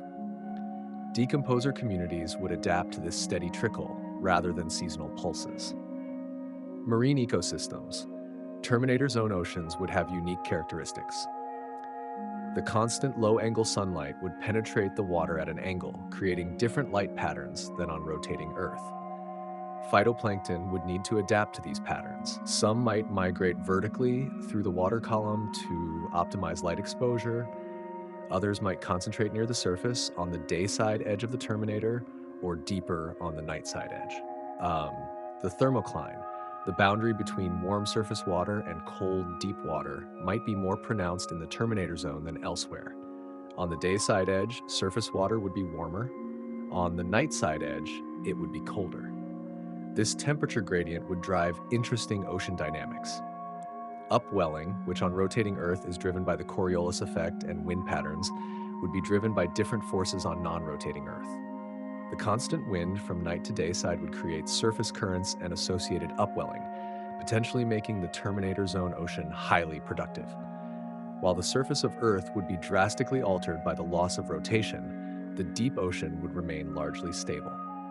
Let's explore these deep-sea refugia in detail. The abyssal plain. The abyssal plains, flat regions of the ocean floor at depths of 3,000 to 6,000 meters, cover more of Earth's surface than any other habitat. These regions are cold, dark, and high pressure. Organisms here are adapted to these extreme conditions. They would be unaffected by the surface changes. The rain of organic matter from the surface, marine snow, might decrease if surface productivity crashed, but abyssal organisms are already adapted to scarce food. They could survive on even less. Deep-sea fish, crustaceans, and other organisms would continue their slow-paced lives. Generation times are long in the deep sea. Some fish live for decades or even centuries.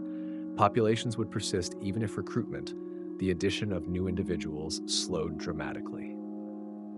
Hadal zones, ocean trenches, the deepest parts of the ocean in trenches like the Mariana Trench, depth-wise 11,000 meters, host specialized communities. Pressure here exceeds 1,000 atmospheres. Only specially adapted organisms can survive. These organisms, amphipods, snailfish, and microorganisms, would be completely isolated from surface conditions.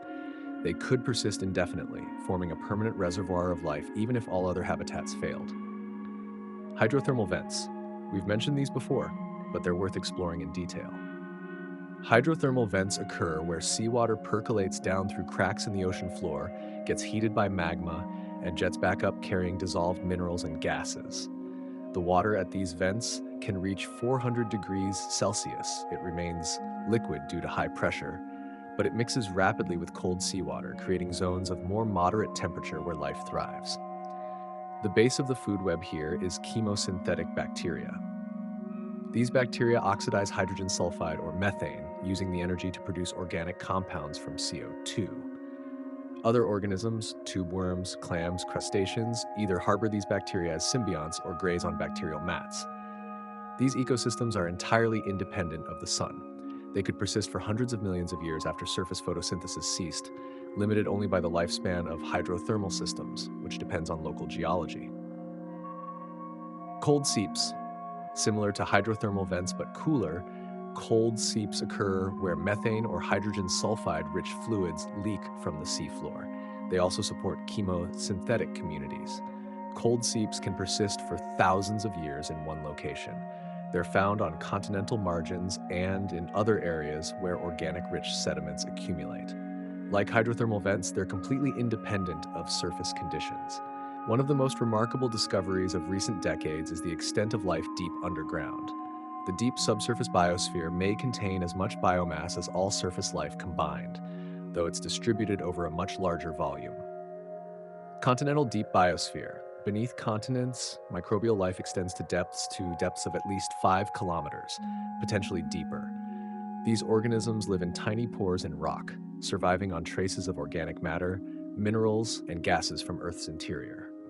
Metabolism is extremely slow. Some estimates suggest that cells in the deep biosphere divide only once every few hundred or thousand years.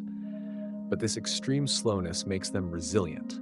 They're not dependent on surface conditions at all. The deep continental biosphere includes representatives of all 3 domains of life: bacteria, archaea, and possibly even some extremophilic fungi or other eukaryotes. They carry out a variety of metabolic processes: fermentation, methanogenesis, sulfate reduction, and more. If Earth's surface became completely sterile, the deep biosphere would persist. Over millions of years, if surface conditions improved, organisms from the deep biosphere could potentially migrate back to the surface and recolonize it. Oceanic deep biosphere. Beneath the ocean floor, in the porous basalt that makes up the oceanic crust, another vast biosphere exists. Seawater circulates through these rocks, carrying nutrients and energy in the form of dissolved gases. Microorganisms in the oceanic crust may outnumber those in the overlying ocean. They're nourished by chemical reactions between seawater and rock, a process that doesn't depend on photosynthesis or surface conditions. This biosphere extends to depths of at least 2 kilometers below the seafloor, possibly deeper. It's distributed globally, wherever oceanic crust exists. Its persistence doesn't depend on Earth's rotation, on surface temperature, or on any conditions except the continued existence of liquid water and chemical energy sources in the crust. Caves and aquifers. Closer to the surface, caves and aquifers host their own ecosystems. Some cave ecosystems are dependent on organic matter washed in from the surface, but others, particularly in sulfur-rich or methane-rich caves, have their own chemosynthetic base. These ecosystems would survive a rotation stop as long as water continued to flow through the systems. In some regions, this might be disrupted by the dramatic climate changes. But in many places, particularly in geologically stable regions with deep aquifers, cave and aquifer ecosystems would persist. Now let's project forward. Assuming some life survives in the terminator zone, the deep sea or underground, how might it evolve over millions of years? Speciation in the terminator zone, while narrow, would span the entire planet from pole to pole. This creates a belt-like habitat with gradients in temperature, humidity, and other conditions. Organisms in the terminator would face different selective pressures depending on latitude. Equatorial terminator regions would be warmer with more consistent temperatures year-round. Polar terminator regions would be cooler and would experience greater variation as the terminator shifted with the seasons. This would drive evolutionary divergence. Over millions of years, populations in different parts of the terminator would evolve into distinct species. We might see rings of related species encircling the planet, each adapted to its specific latitude. Dispersal between these populations might be limited by geographic barriers, oceans, mountain ranges, or simply distance. This pattern is reminiscent of how species on rotating Earth vary with latitude, tropical, temperate, and polar species, but arranged in a fundamentally different geographic pattern. Deep sea evolution. In the deep sea, evolution would continue slowly. With long generation times and stable conditions, evolutionary change would be gradual, but over millions of years, new species would emerge. Competition for limited resources would drive specialization. We might see increasing diversity of body forms, feeding strategies, and ecological niches. Some organisms might evolve bioluminescence patterns for communication. Others might evolve enhanced chemosensory abilities to find food in the dark. If surface productivity crashed, deep-sea organisms would need to adapt to even scarcer food. This might favor smaller body sizes, which require less energy to maintain, more efficient metabolism, or increased reliance on chemosynthetic energy sources rather than marine snow. Recolonization from refugia. If surface conditions eventually stabilized or improved, organisms from refugia might recolonize the surface. This has happened before in Earth's history. After mass extinctions, surviving organisms have diversified to fill empty ecological niches. Organisms from the Terminator zone might spread toward the day side, evolving heat tolerance, the night side, evolving cold tolerance. Each radiation would face different challenges and would evolve along different trajectories. Deep-sea organisms, or subsurface microbes, might also recolonize the surface if conditions allowed. Over millions of years, descendants of deep-sea chemosynthetic bacteria might evolve the ability to photosynthesize, restarting surface productivity. The result would be a biosphere fundamentally different from the one before the rotation stopped. New body plans, new metabolic strategies, new ecosystems. Life would continue, but in forms we might not recognize. To better understand what a non-rotating or slowly rotating Earth might be like, let's examine other bodies in the solar system and beyond. Each offers insights into different aspects of our scenarios. Venus is often called Earth's twin because of its similar size and mass, but the similarities end there. Venus is a hellish world with surface temperatures of 462 degrees Celsius, atmospheric pressure 92 times Earth's, and clouds of sulfuric acid. Rotation. Venus rotates extremely slowly. One rotation takes 243 Earth days. Moreover, it rotates retrograde backward, meaning the sun rises in the west and sets in the east. The cause of this slow, backward rotation is unknown. The leading theory is that Venus originally rotated normally but was hit by a large impactor that reversed its spin, or that tidal effects from the sun and atmospheric dynamics combined to reverse it over time. Despite the slow rotation, Venus has a day-night cycle, but it's very long. One solar day on Venus from sunrise to sunrise is 117 Earth days. This is shorter than the rotational period because Venus's orbital motion around the sun partially cancels out its backward rotation. Atmosphere. Venus's atmosphere is 96.5% carbon dioxide. This creates a runaway greenhouse effect. Heat from the sun is trapped, causing extreme surface temperatures. The atmospheric pressure is so high that it's equivalent to being 900 meters underwater on Earth. Interestingly, despite the slow rotation of the surface, Venus's atmosphere super-rotates. The entire atmosphere circles the planet in only 4 Earth days, creating winds up to 360 kilometers per hour at cloud-top altitude. This is one of the great unsolved mysteries of Venus. Relevance to non-rotating Earth, Venus shows us that a slowly rotating planet can maintain a thick atmosphere and active atmospheric circulation, even without rapid rotation. However, Venus's extreme greenhouse effect is a warning. If Earth's day side heated enough to vaporize significant water, and if that water vapor, a potent greenhouse gas, accumulated in the atmosphere, a runaway greenhouse could potentially develop, turning Earth into a second Venus. The long day-night cycle on Venus, though not as extreme as on a truly non-rotating planet, gives us some insight. Surface temperatures on Venus vary very little between day and night, only a few degrees, because the thick atmosphere efficiently redistributes heat. On Earth, with a less dense atmosphere, temperature variations would be more extreme. Mercury is the closest planet to the Sun and has a very unusual rotational state. Rotation. Mercury has a 3-2 spin orbit resonance. It rotates 3 times for every 2 orbits around the Sun. This creates a bizarre situation. One Mercury solar day, sunrise to sunrise, lasts 176 Earth days, while one Mercury year, orbital period, is only 88 Earth days. From Mercury's surface, the Sun's motion across the sky would appear strange. The Sun would rise, move across the sky, stop, move backward, stop again, and then continue forward to set. This happens because Mercury's elliptical orbit causes its orbital velocity to vary. At perihelion, closest approach to the Sun, Mercury's orbital motion temporarily exceeds its rotational motion, causing the Sun to apparently move backward. Mercury experiences the most extreme temperature range of any planet in the solar system, with daytime equatorial temperatures soaring to around 430 degrees Celsius and nighttime temperatures plunging to approximately minus 180 degrees Celsius. This staggering difference of nearly 600 degrees is the result of several reinforcing factors.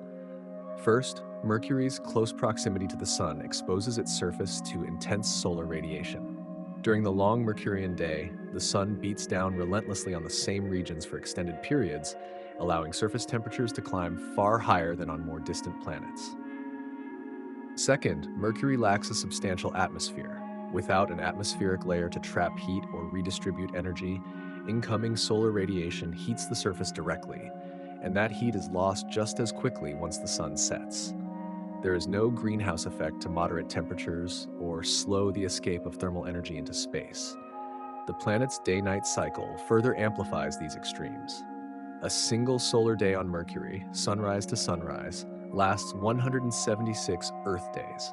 This means the surface spends an extraordinarily long time heating up under direct sunlight, followed by an equally long period cooling in darkness, allowing temperatures to reach both extreme highs and extreme lows.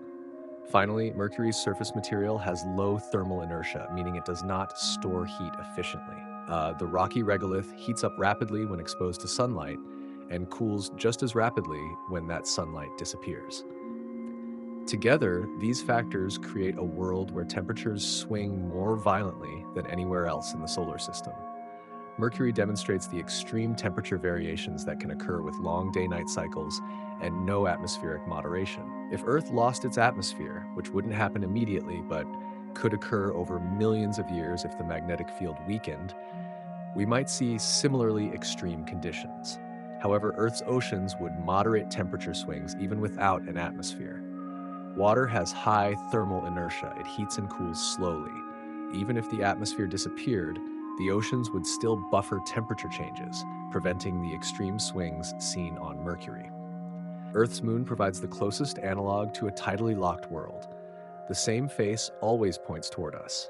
One lunar day, from sunrise to sunrise on the moon, lasts about 29.5 Earth days, the same as the moon's orbital period around Earth. This creates distinct day-side and night-side regions, though they're not permanent. Each point on the moon experiences about 14.75 days of continuous sunlight, followed by 14.75 days of continuous darkness. Without an atmosphere, the moon's surface temperature varies dramatically. In direct sunlight, temperatures can reach 127 degrees Celsius. During the long lunar night, temperatures drop to 973 degrees Celsius. That's a 300-degree range. Near the poles, in permanently shadowed craters, temperatures remain below 940 degrees Celsius year-round. These are among the coldest places in the solar system. Water ice persists in these permanently shadowed regions despite the moon's proximity to the sun. The moon shows what happens with long day-night cycles and no atmosphere. The key difference is that Earth would retain its atmosphere, at least initially, which would dramatically moderate the temperature swings. However, the moon's permanently shadowed regions are analogous to what might develop on Earth's night side. Just as water ice persists in lunar cold traps, the night side of a stopped Earth might develop similar permanently frozen regions where water ice and eventually frozen atmosphere would accumulate. Mars is an interesting case because it rotates at nearly the same rate as Earth, but lacks many of Earth's other protective features. Rotation, a Martian day, called a sol, is 24 hours and 37 minutes, remarkably similar to Earth's 24-hour day. This similarity is coincidental. There's no physical reason why Mars and Earth should rotate at similar rates. Atmosphere. Mars has a thin atmosphere, only about 0.6% the pressure of Earth's atmosphere.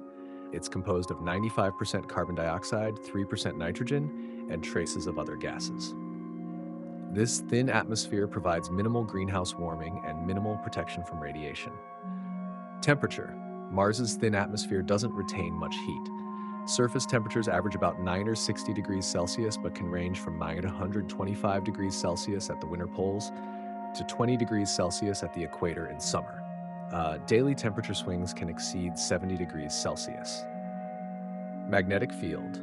Mars once had a global magnetic field, but lost it about 4 billion years ago when its core cooled and solidified. Without a magnetic field, the solar wind has been slowly stripping away Mars's atmosphere for billions of years.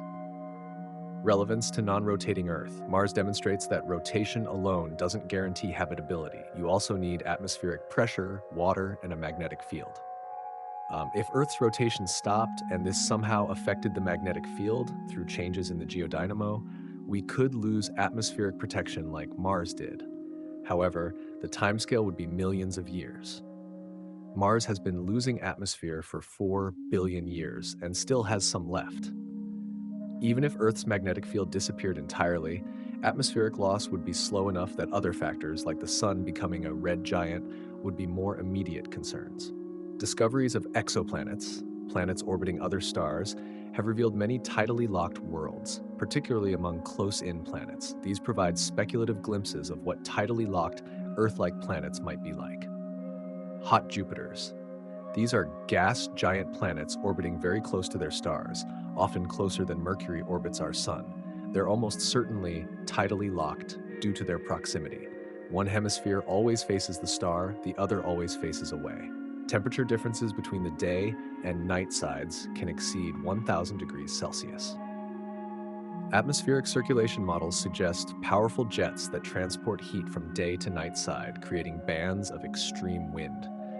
These worlds are obviously nothing like Earth. They're gas giants, not rocky planets, but they demonstrate the extreme conditions that can exist on tidally locked worlds close to their stars. Super-Earths in the habitable zone. Several discovered exoplanets are rocky super-Earths, larger than Earth but smaller than Neptune, orbiting in their star's habitable zone. Many of these are likely tidally locked because they orbit small, dim red dwarf stars at close distances. Scientists continue to debate whether tidally locked planets, worlds that always show the same face to their star, can truly be habitable. One of the central concerns is the extreme temperature contrast between the permanent day side and the eternal night side. The day side may be exposed to constant stellar radiation, potentially becoming scorching hot, while the night side could remain in perpetual darkness and cold. Such stark thermal gradients raise questions about whether stable, life-supporting environments could exist anywhere on the planet's surface. Another major issue is the risk of atmospheric collapse. On a tidally locked planet, gases in the atmosphere could cool so dramatically on the night side that they begin to condense or freeze onto the surface. If this process were extensive, large portions of the atmosphere might effectively snow out on the dark hemisphere, thinning or even eliminating the atmosphere over time. Without sufficient atmospheric circulation to transport heat from the day side to the night side, maintaining a stable climate would be extremely difficult. Stellar activity adds a further complication, especially for tidally locked planets orbiting red dwarf stars, which are the most common hosts of such worlds. Red dwarfs are often highly active, producing frequent flares and strong stellar winds. These energetic outbursts can erode planetary atmospheres, particularly if the planet lacks a strong magnetic field. Over long timescales, this atmospheric stripping could render the planet barren, even if temperatures might otherwise fall within a potentially habitable range. Together, these factors, thermal extremes, atmospheric instability, and intense stellar activity, form the core of the debate over tidally locked habitability, highlighting both the challenges and the delicate balance required for life to persist on such worlds. However, climate models suggest that with sufficient atmospheric pressure and efficient heat transport, tidally locked planets could remain habitable. The terminator zone could have moderate temperatures and liquid water. Some models even suggest that thick atmospheres could transport enough heat to prevent the night side from freezing completely. Discoveries of tidally locked rocky planets in habitable zones suggest that such worlds might be common in the universe. If they can support life, then non-rotating or tidally locked Earth, while different from what we're used to, wouldn't necessarily be devoid of life. Let's project the slow stop scenario forward through deep time, exploring how Earth might change over millions and billions of years as rotation gradually slows to a stop. Let's return to the sudden stop scenario for a moment and project forward 100 million years. Earth has stabilized into its new configuration. The atmosphere has reached equilibrium. The oceans have redistributed. Life has adapted, or has it? Terminator ecosystems mature after 100 million years, a time span longer than the age of the dinosaurs. The Terminator zone would host mature, stable ecosystems. Evolution would have had time to fill ecological niches and create complex food webs. Plants might have evolved into forms unrecognizable from their ancestors. Perhaps trees that grow horizontally toward the sun, with extensive root systems that mine water from deep underground. Perhaps symbiotic relationships between plants and fungi or bacteria that help them access nutrients or tolerate the specific conditions of the terminator. Animals would have diversified into various niches: herbivores grazing on terminator vegetation, carnivores preying on the herbivores, decomposers recycling nutrients. The basic structure of ecosystems would re-emerge, but with novel species filling each role. Intelligent life? Possibly. 100 million years is enough time for significant evolutionary innovation. On Earth's history, 100 million years takes us from the early Cretaceous, age of dinosaurs, to the end of the Cretaceous. During that time, flowering plants evolved and diversified, creating modern terrestrial ecosystems. A similar degree of innovation might occur in the Terminator zone. Whether intelligent, tool-using species would evolve is impossible to predict. Intelligence evolved only once in Earth's 3.8 billion year history of life. As far as we know, dolphins and apes show intelligence, but not tool-making civilization. It might never evolve again, or it might evolve multiple times in parallel lineages. Dayside desertification, complete. The dayside would be a complete desert. Any remaining water would be locked in the deep crust or would have been transported to the night side via the atmosphere.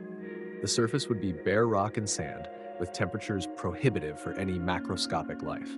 However, endolithic bacteria living inside rocks might persist in some locations. Rock can insulate organisms from extreme surface temperatures. Deep cracks and pores might maintain temperatures cool enough for extremophiles to survive. Dust storms would be common on the dayside.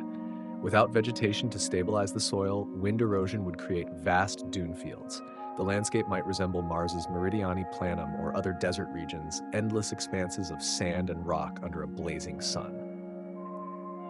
Nightside glaciation stable. The night side would be covered in a thick ice sheet, kilometers deep in places. The atmosphere would have largely frozen out, deposited as dry ice, frozen CO2, and water ice on the surface.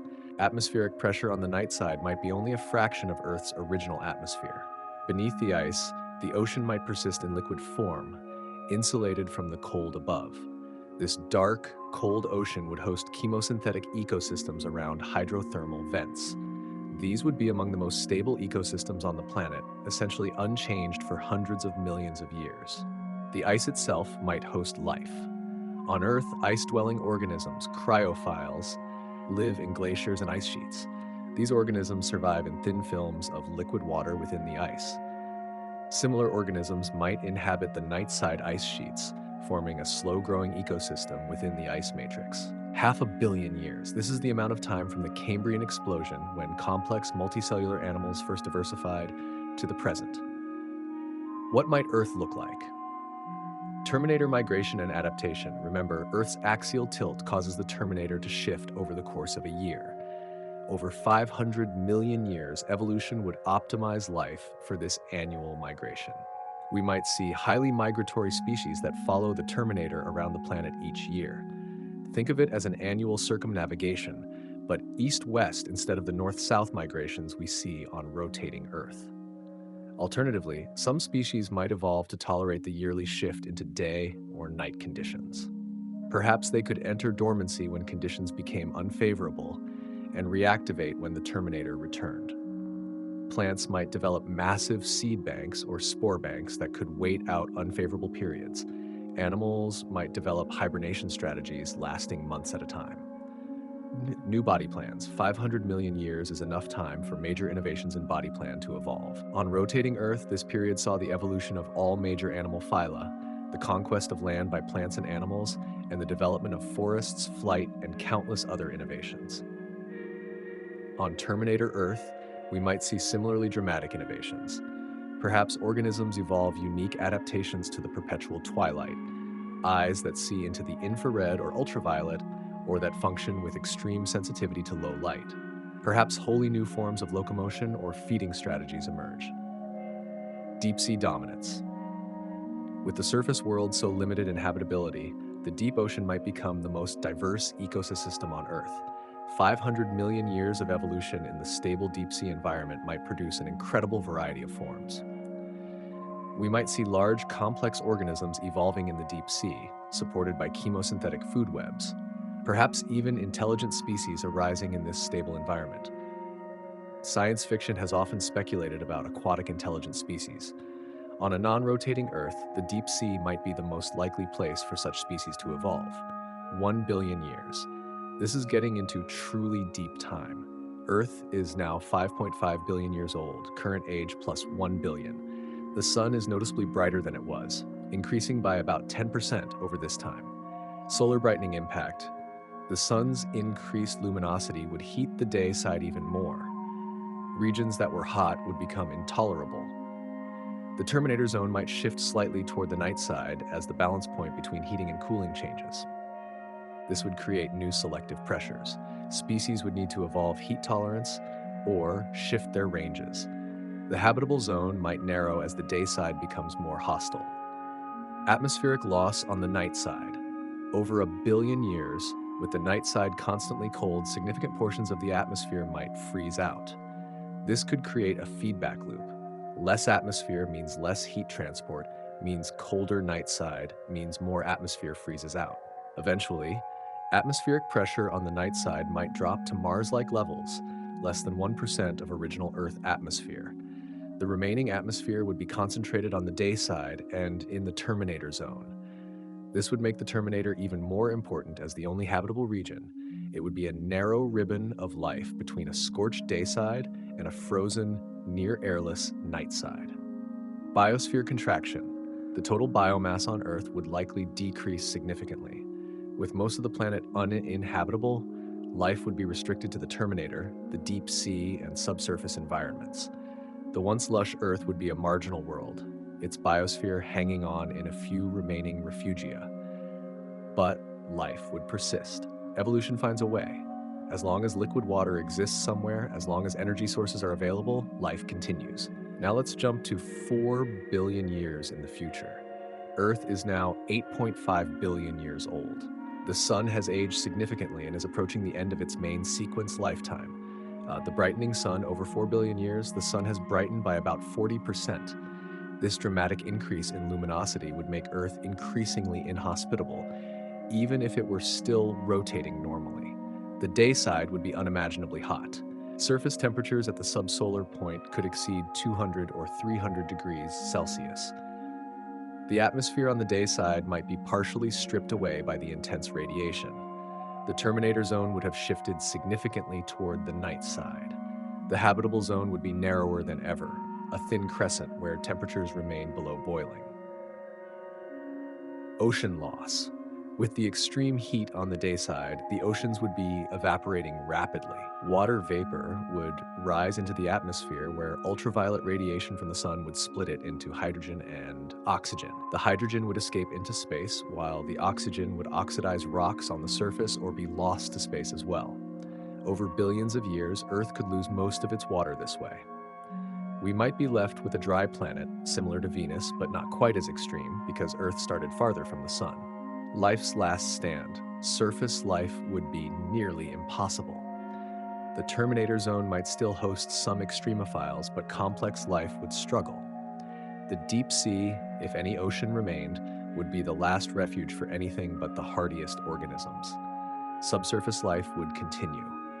Deep underground, temperatures remain stable regardless of surface conditions. The deep biosphere could persist for as long as liquid water exists in the crust, which depends on Earth's internal heat.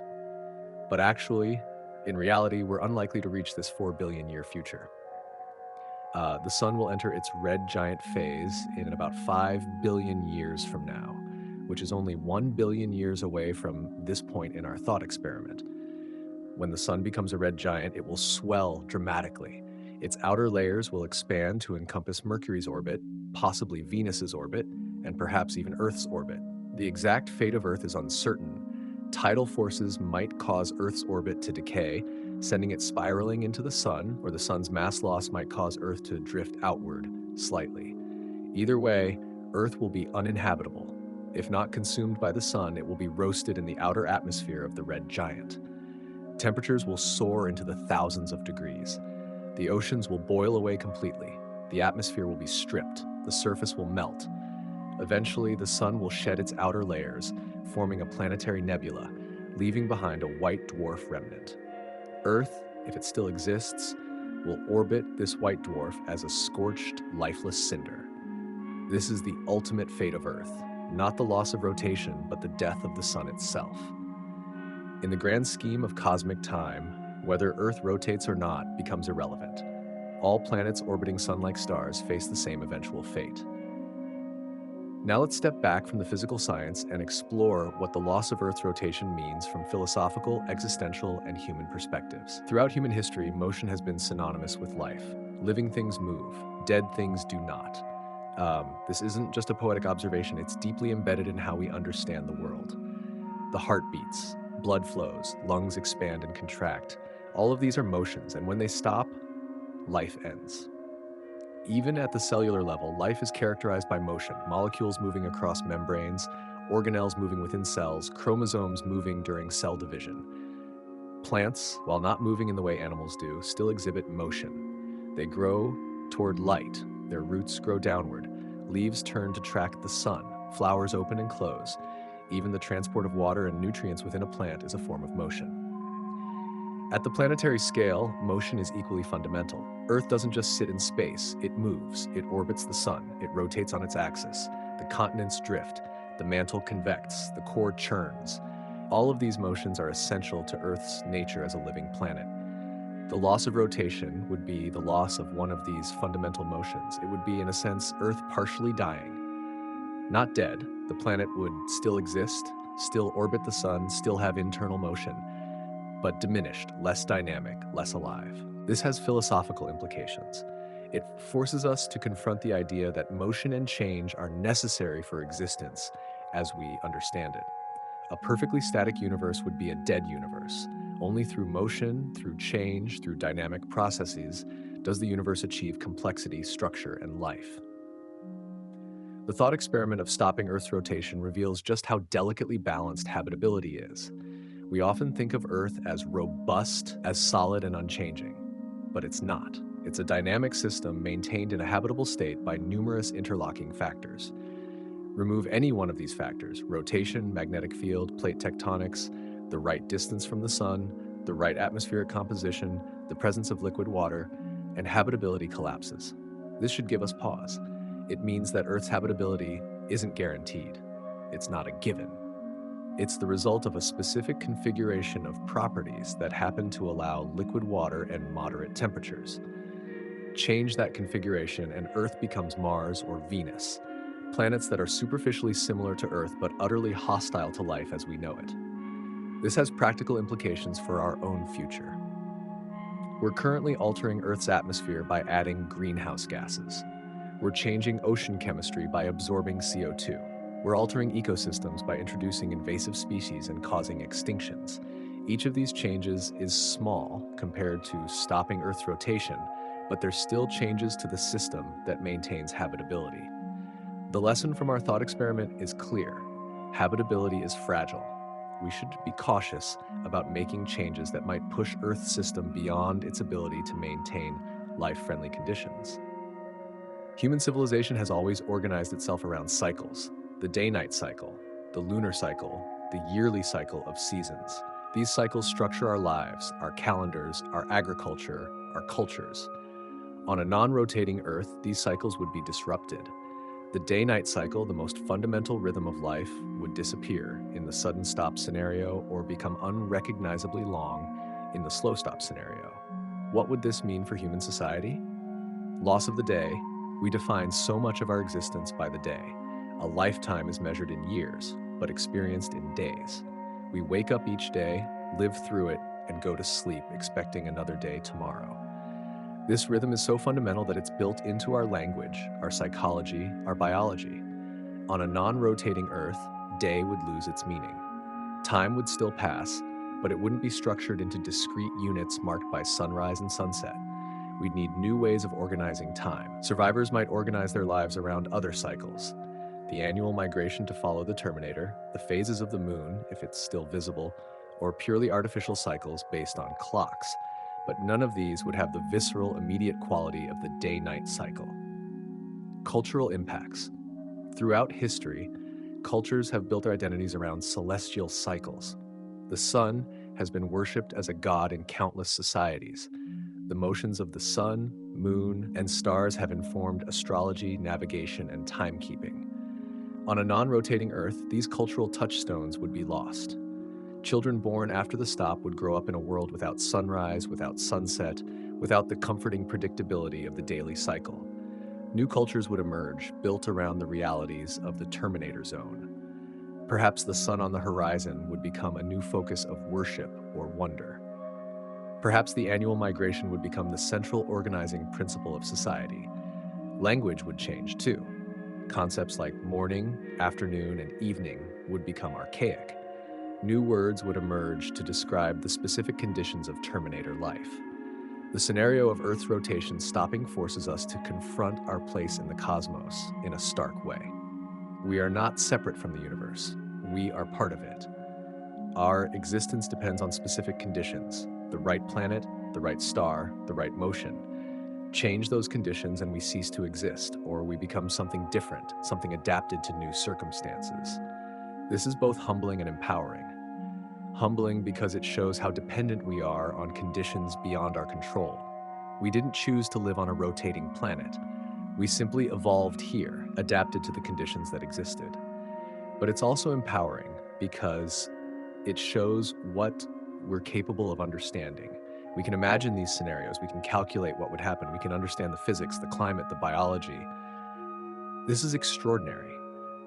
Out of all the matter in the universe, we are the part that has become conscious, that can look up at the stars and understand what we're seeing, that can manipulate symbols to predict the future or explore counterfactuals like, what if Earth stopped spinning?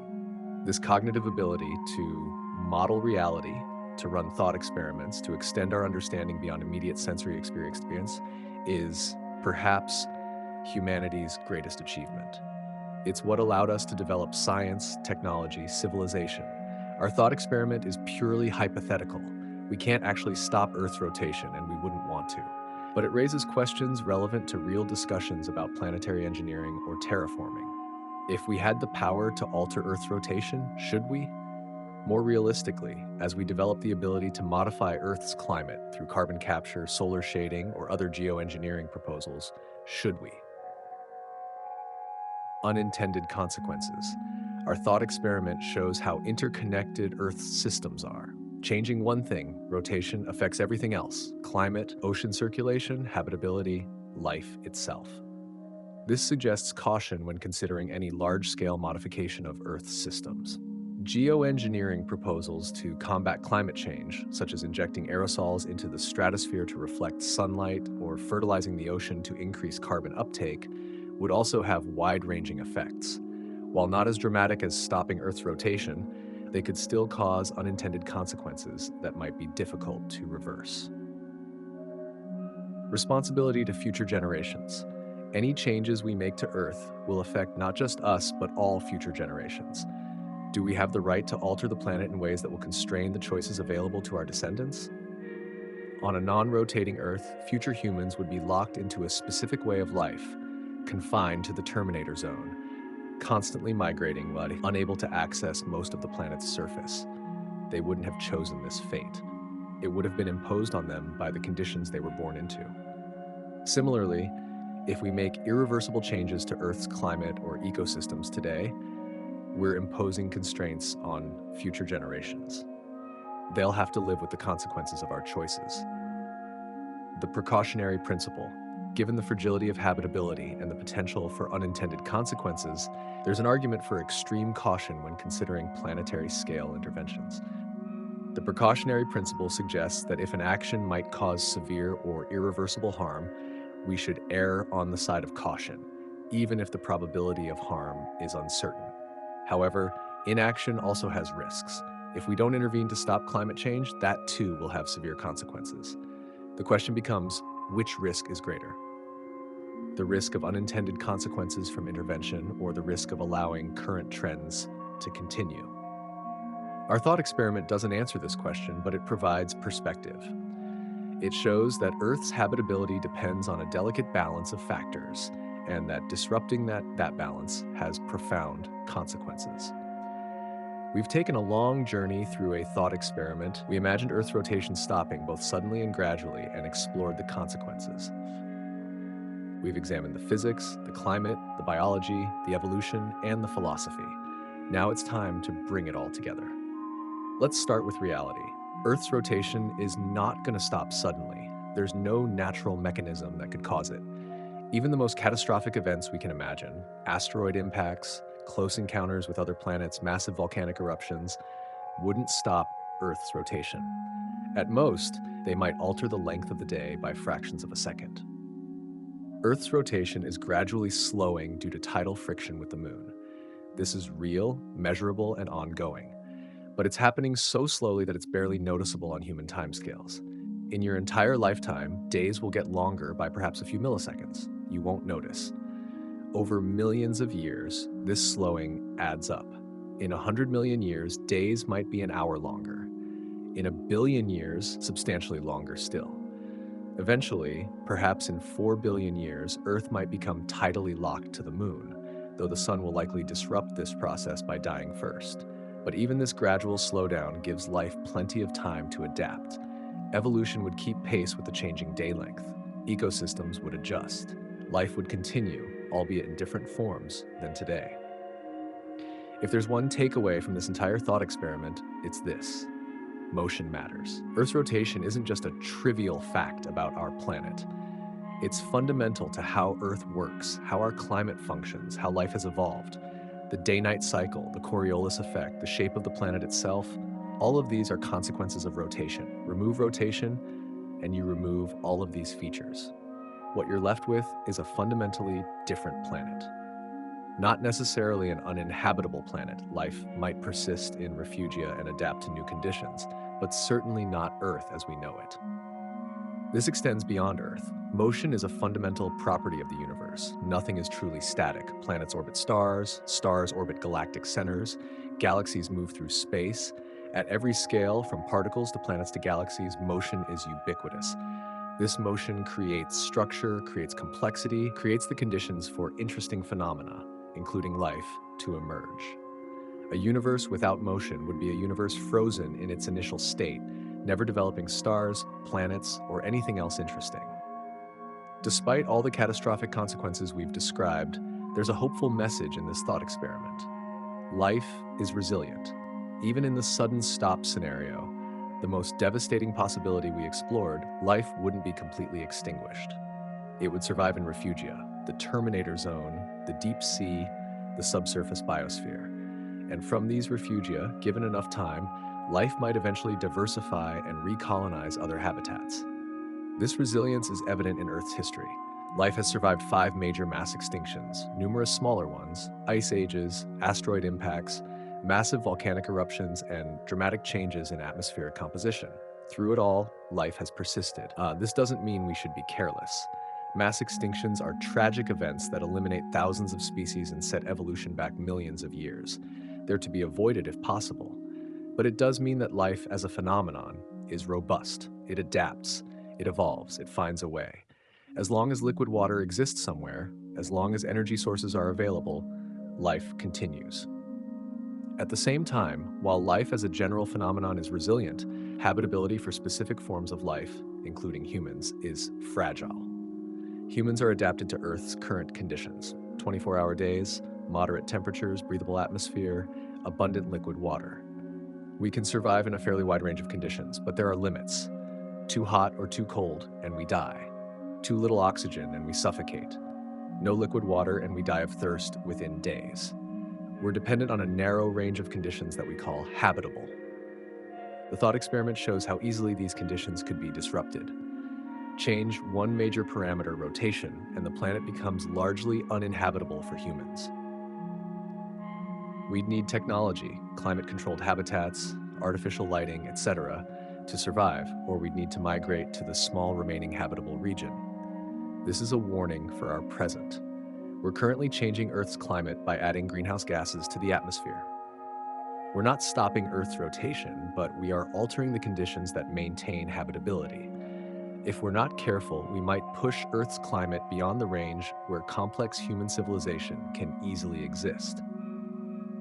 Finally, this thought experiment gives us perspective on our place in the cosmos. We live on one planet, orbiting one star in one galaxy among trillions.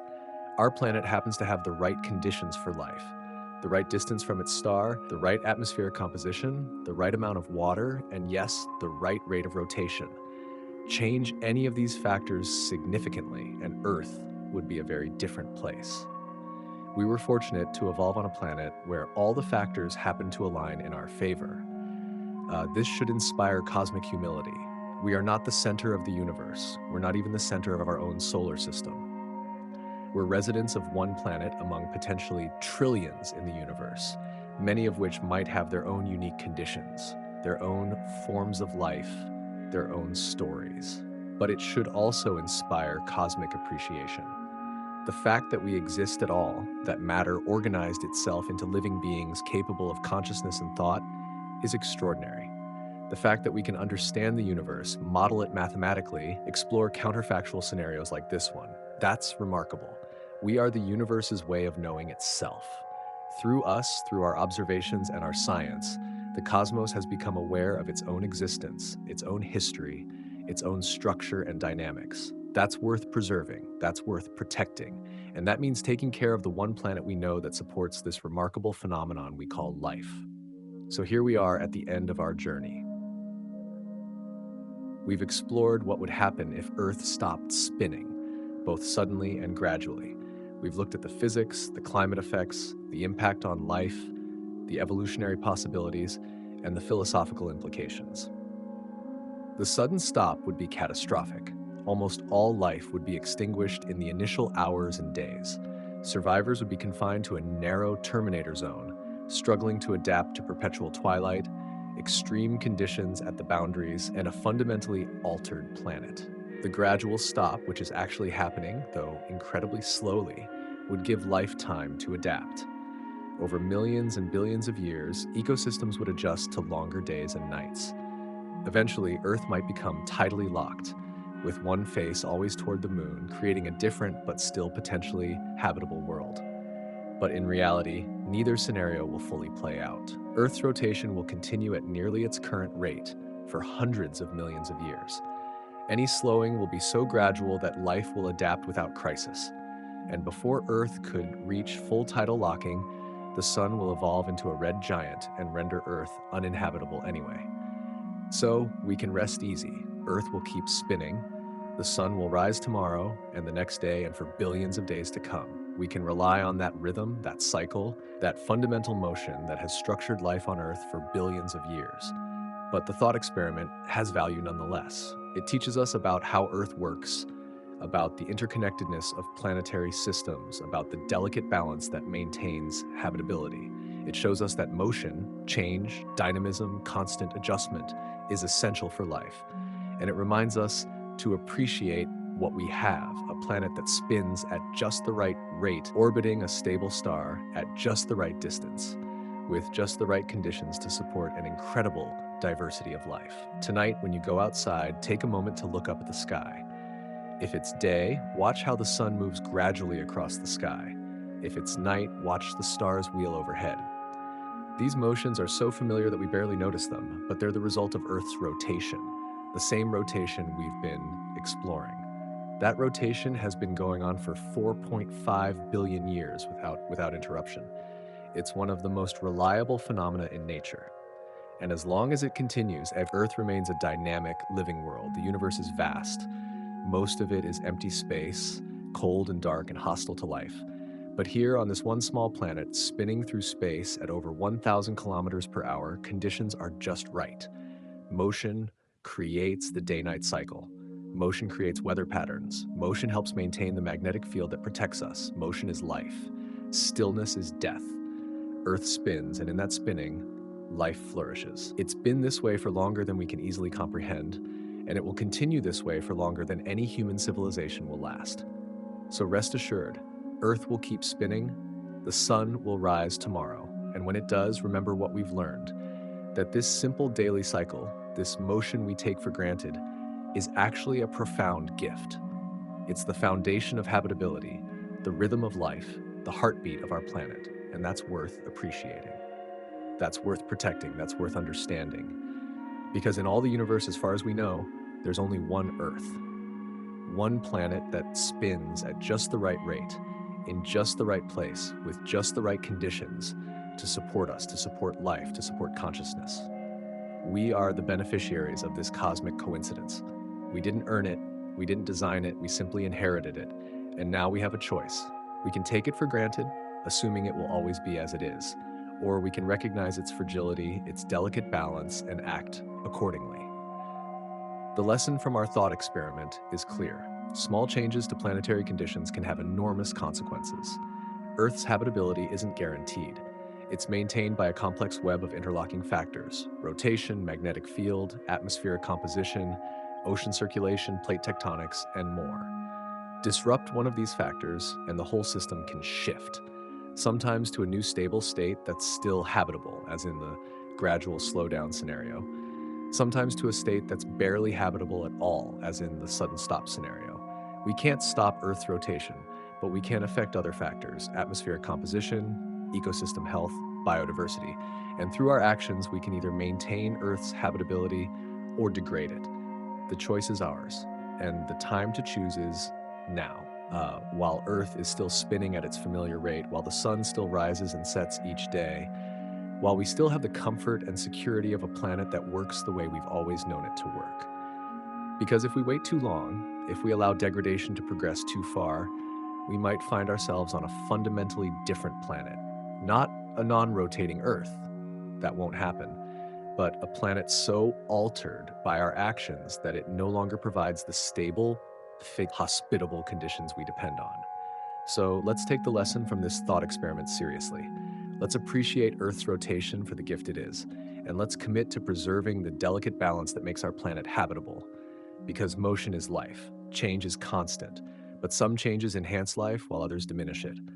Our task is to choose wisely, to act carefully, to protect the one planet we have.